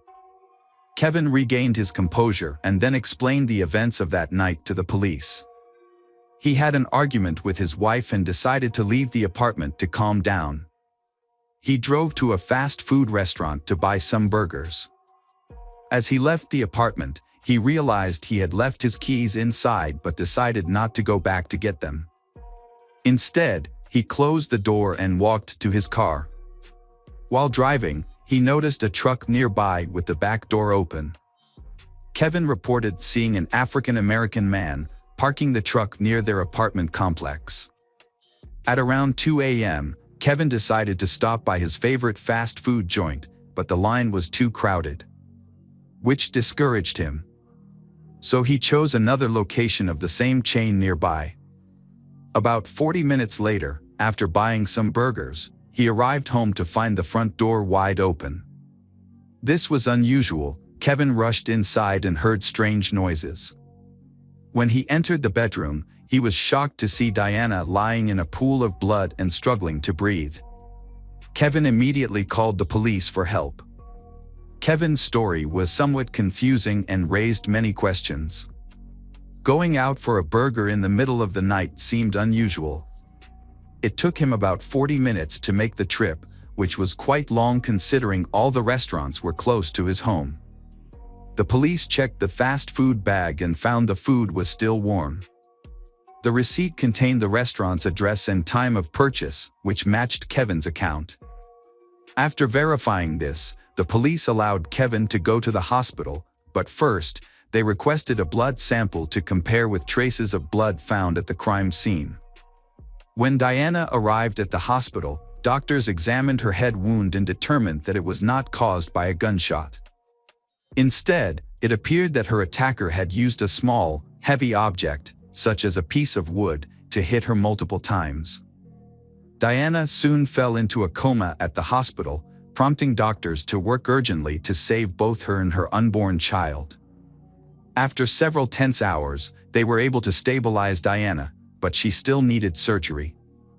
During this time, the police asked medical professionals to evaluate whether Diana had been sexually assaulted. The examination was part of standard investigative procedures, and the position in which Diana was found prompted the police to consider the possibility. Experts confirmed that there were traces of semen on her body. However, Kevin told the police that he had had sex with Diana just hours before the argument, and that DNA analysis results were not yet available at that time. Therefore, even with a biological sample from the perpetrator, there was not much that could be done. Kevin and Diana's family waited anxiously at the hospital overnight, hoping that Diana and her baby would pull through. However, in a tragic turn of events, the baby's condition suddenly worsened the next morning. Despite the doctor's best efforts, they were unable to save the baby. Diana underwent emergency surgery shortly after the baby's death and her condition stabilized. Although she remained in a coma, chances of survival were relatively high. And the medical team hope that she can recover and return to normal life after such a serious injury. Meanwhile, the police are trying to identify the person who attacked Diana. After the baby's death, the case was reclassified as a homicide, causing the local police department to allocate all available resources to solve the case. Although Kevin provided an alibi, the police were not quick to rule him out as a suspect. His story raised many questions. He had argued with his wife just hours before the attack, left the front door unlocked, and was absent for an extended period of time during a trip to the fast food restaurant. However, there was no evidence against Kevin. His claim of seeing a suspicious man near his home in the middle of the night led the police to another suspect. About a year before this case, crimes with a similar modus operandi began occurring in and around Tustin. In December 1978, a 17-year-old girl was the victim of a fatal break-in and assault. The perpetrator broke into her apartment, beat her with a wooden object, and sexually assaulted her. 4 months later, a similar case occurred. A 21-year-old woman was killed in her own home after being beaten with a piece of wood by an intruder. In July 1979, an unknown perpetrator broke into another woman's apartment and did the same to her, her injuries leaving her in a coma for several weeks. She eventually recovered. However, her testimony did not provide any new leads for the police to catch the perpetrator. In September 1979, less than a month before Diana's attack, a similar series of events occurred to a 31-year-old woman who died the following day. All of the cases had striking similarities, leading the police to suspect that they were dealing with a serial killer, similar to the one who attacked Diana. The police focused all their efforts on capturing this individual, who had earned the nickname the Bedroom Destroyer. Due to the short time between the cases and the fact that the perpetrator was operating in a relatively small suburb of Los Angeles, the police believed that he might strike again soon. The police decided to issue a public warning through the media, warning all women living alone, especially those living in ground-floor apartments, as they appeared to be the serial killer's primary targets. The announcement caused widespread panic, prompting many women to purchase self-defense products, sign up for self-defense classes, and temporarily move in with friends or family for safety. The police interviewed anyone who might have had any connection to the crimes, and they soon received their first leads. Several of the victims' neighbors reported seeing a suspicious white man with thick black hair near their home. Although the description was vague, the police found several men who matched and investigated them, but got nowhere. 7 days after Diana was attacked, doctors updated her family on her condition. She had regained consciousness, but unfortunately, her recovery was fraught with complications. Diana was unable to speak or recall her memories because her brain functioned at the level of a normal 6-year-old. Her brain needed time to recover. During this time, a similar incident occurred in Tustin. A 24-year-old woman was brutally attacked in her apartment by an unknown assailant who beat her with a wooden object and sexually assaulted her. Sadly, the woman's injuries were fatal. Despite their efforts, the police were unable to arrest the perpetrator. Diana spent several more days in the hospital, and her mind gradually returned to normal. Despite this progress, she still struggled with severe memory loss and could not remember her parents. Doctors informed her family that her memory might recover over time, but they advised against reminding her of anything and instead letting her remember on her own once her health stabilized. When Diana was well enough, she was discharged and her family took her home. Because Kevin had to continue working on the military base to support the family financially, they decided to move in with Diana's parents, who could care for her around the clock. 6 weeks after the attack, Diana was still attending physical therapy sessions and her condition was gradually improving. She still couldn't speak or remember what had happened to her, but that all changed suddenly 6 weeks after the attack. When her therapist brought up the attack and asked if Diana remembered anything about her attacker, Diana responded in surprise, nodding and pointing to her wedding ring, a sudden revelation that took her doctor by surprise. When Diana's mother came to pick her up, the doctor told her about this, and the mother asked her daughter, "Was it Kevin who attacked you?" Diana nodded. Right after that, her mother took her to the police station, where she spoke with the lead detective. He asked Diana a few more questions, and she confirmed that she suddenly remembered the moment of the attack and that the perpetrator was none other than her husband. For the detective, this completely changed the course of the case. He and his team were almost certain that Diana was attacked by the same serial criminal responsible for the other similar attacks. But now the detective faced several questions. Could Kevin be the bedroom basher? He lived in the same area where the attacks happened and even matched the description provided by several witnesses who saw a white man with dark hair. Or did Kevin decide to get rid of his wife by disguising himself as the active killer? Considering that all the actions of the bedroom basher were almost identical each single time, it wouldn't have been difficult. The detective thought that if he arrested Kevin now, his involvement in other crimes might never be proven, and Kevin himself could flee as soon as he realized he was caught.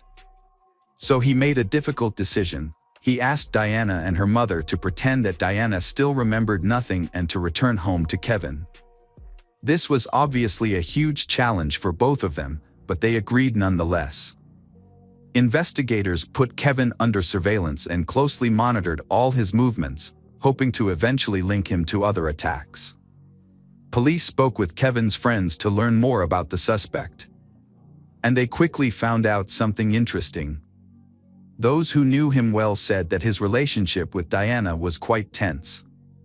The couple argued frequently, a fact also confirmed by neighbors who often heard their screams. According to friends, Kevin regularly complained to them that Diana refused to be intimate with him in the final months of her pregnancy. Yet Kevin had described his relationship with Diana to detectives as nearly perfect. But besides that, detectives couldn't gather any additional useful information. Kevin behaved quite normally. He went to work and came back home without lingering anywhere else and didn't raise any suspicions. The police also received results from the lab revealing an interesting discovery. Besides the attacker's semen, they found skin particles with blood under Diana's nails. Specialists matched the blood type of the attacker to Kevin's blood sample, and it matched. It meant that Kevin had the same blood type as the person who attacked Diana. Based on this information, detectives came up with the most likely version of what had happened on that fateful night. Kevin indeed bought burgers at a fast food joint a few miles from home. The time on the receipt and cashier's words confirmed his presence. So, the detectives believed he could have attacked Diana before leaving home, then quickly went to the fast food restaurant to create an alibi explaining the extended 40-minute trip. Regarding motive, detectives theorized that Diana's refusal to engage in intimacy served as the trigger. Despite Kevin's claim that they had had sex hours before the incident, he frequently complained to friends about Diana's reluctance for months. Given the severity of the attack, detectives believed this was Kevin's breaking point. The police re-interviewed Diana, who confirmed she vividly remembered the attack and that Kevin was indeed the one who assaulted her. During the conversation, her mother said they could no longer pretend and live under the same roof as Kevin. The police decided to arrest Kevin without arresting him at Diana's home to avoid endangering her family.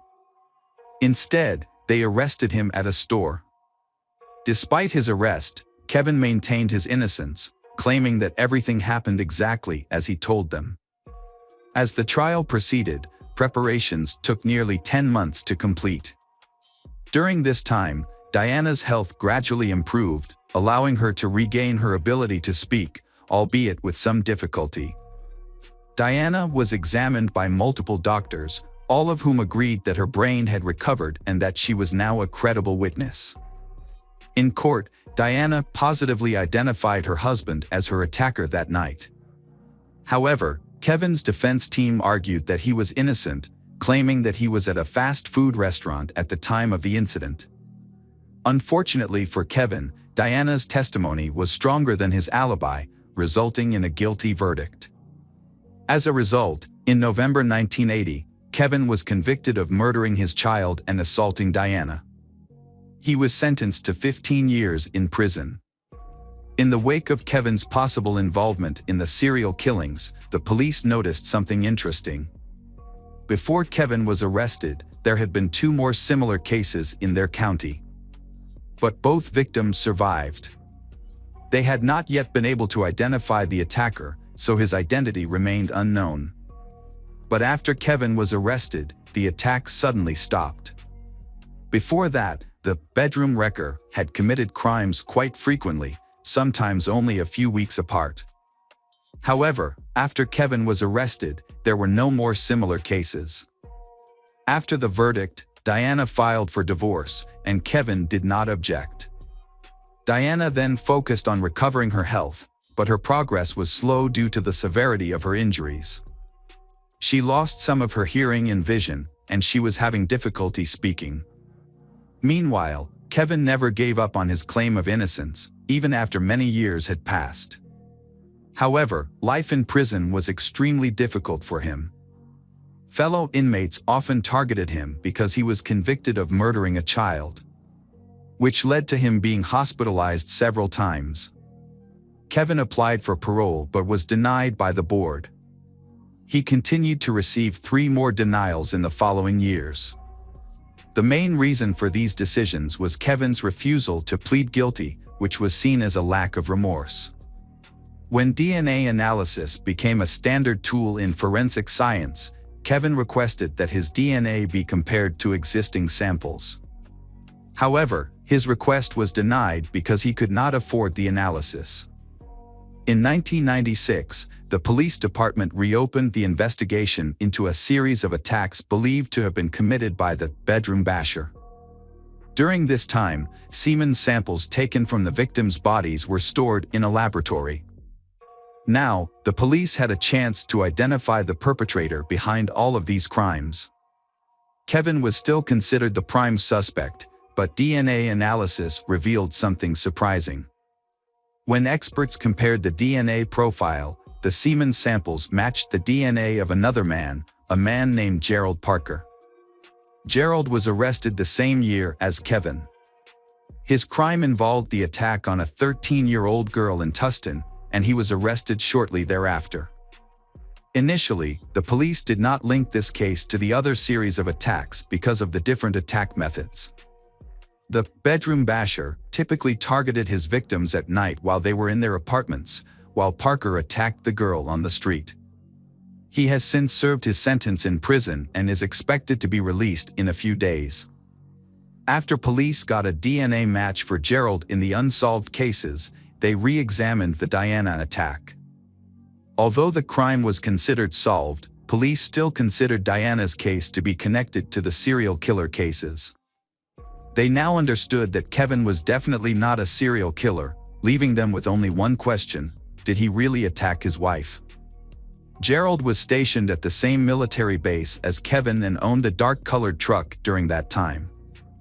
Notably, on the day of the incident, Kevin reported to police that he saw an African-American man near a dark-colored truck outside their home. This statement led police to consider the possibility that Parker may have been involved in the attack on Diana. The local prosecutor visited Kevin in prison and updated him on the progress of the bedroom basher murder investigation. During the visit, the prosecutor asked Kevin to provide a direct DNA sample for analysis. Kevin, who had been trying to do this for years, immediately agreed. While the experts were analyzing Kevin's DNA, the police went to see Gerald in prison. At that time, they had not yet charged him with the series of attacks, because they needed time to prepare such a complex case. However, the police decided to talk to Gerald, hoping that he might confess. Gerald initially denied any involvement in the series of crimes. To get more information, the police changed the subject and asked him about the attack on Diana. Before proceeding with the interrogation, they reviewed his file and discovered an important detail. After being arrested for attacking the girl, he told the police that military service was the best thing that had ever happened to him. The police took advantage of this information, questioning how he could have let another soldier take responsibility for his crimes. They continued to pressure him by appealing to his loyalty to the army. This strategy eventually yielded a breakthrough when Gerald surprisingly revealed that another man was actually serving time for the murder he had committed. Gerald admitted that he had driven to Kevin's house in his truck that night. His intention was to explore the neighborhood in his truck, looking into ground floor windows for potential victims, as he had done many times before. However, when he arrived, he heard screaming coming from Kevin and Diana's apartment, and when a man walked out, Gerald noticed that the man had left the door unlocked when he left. After waiting for a few minutes, Gerald entered the apartment and attacked Diana. He said he had not known Diana's husband before, as they had been on different assignments at the military base. Gerald confessed to several crimes, including 6 murders and 3 non-fatal assaults, in addition to the crimes for which Kevin had been wrongly convicted. DNA testing confirmed Gerald's guilt and Kevin's innocence, supporting Gerald's confession.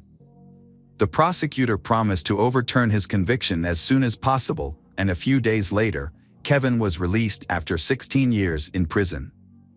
The development caused public outrage, not only because an innocent man had been wrongly imprisoned for nearly half his life, but also because it took the police so long to identify the real culprit. After Kevin was released, the state of California paid him $10,000 in restitution. A few years later, he received an additional $100 per day payment for his time in prison, totaling $620,000. But the story doesn't end there. Even though Kevin was completely exonerated, Diana still refused to believe in his innocence. Up until that point, she had claimed that Kevin was the only one who attacked her. However, after biological material from her body matched Gerald's DNA, she came up with a different story. Diana said she was attacked and assaulted by Kevin, who then left, followed by Gerald. However, Gerald claimed that when he entered the apartment, Diana was lying on the bed without any injuries or signs of distress. And he admitted to hitting her on the head. Diana's family offered another explanation. Kevin may have colluded with Gerald to commit the crime, which would explain why Kevin left the house with the door open. Gerald, on the other hand, repeatedly denied knowing Kevin, pointing out that the military base was home to many people who did not know each other. Kevin also insisted that he had nothing to do with Gerald and vowed that he would never harm Diana or their unborn child. He insisted that his only mistake was leaving the door open because he did not want to go back to get the keys immediately after an argument with his wife, a decision that still haunts him. Diana maintained her version of events, and one reason may have been the severe trauma she suffered during the attack. The trauma had a profound impact on her brain. When Diana awoke from her coma, doctors advised her family not to inform her of what had happened, as her brain was extremely sensitive to new information at that time. She would treat any details provided as real and accurate memories. It is worth noting that even at the time of Kevin's release, 16 years after the incident, she continued to experience severe post-traumatic stress. This suggests that the effects of the trauma had affected her brain beyond repair. It is also possible that the trauma was the main reason she convicted Kevin of involvement. Gerald Parker was sentenced to death in 1999, but the death penalty has not yet been carried out. Instead, due to California's moratorium on the death penalty, Gerald remains in prison to serve his sentence.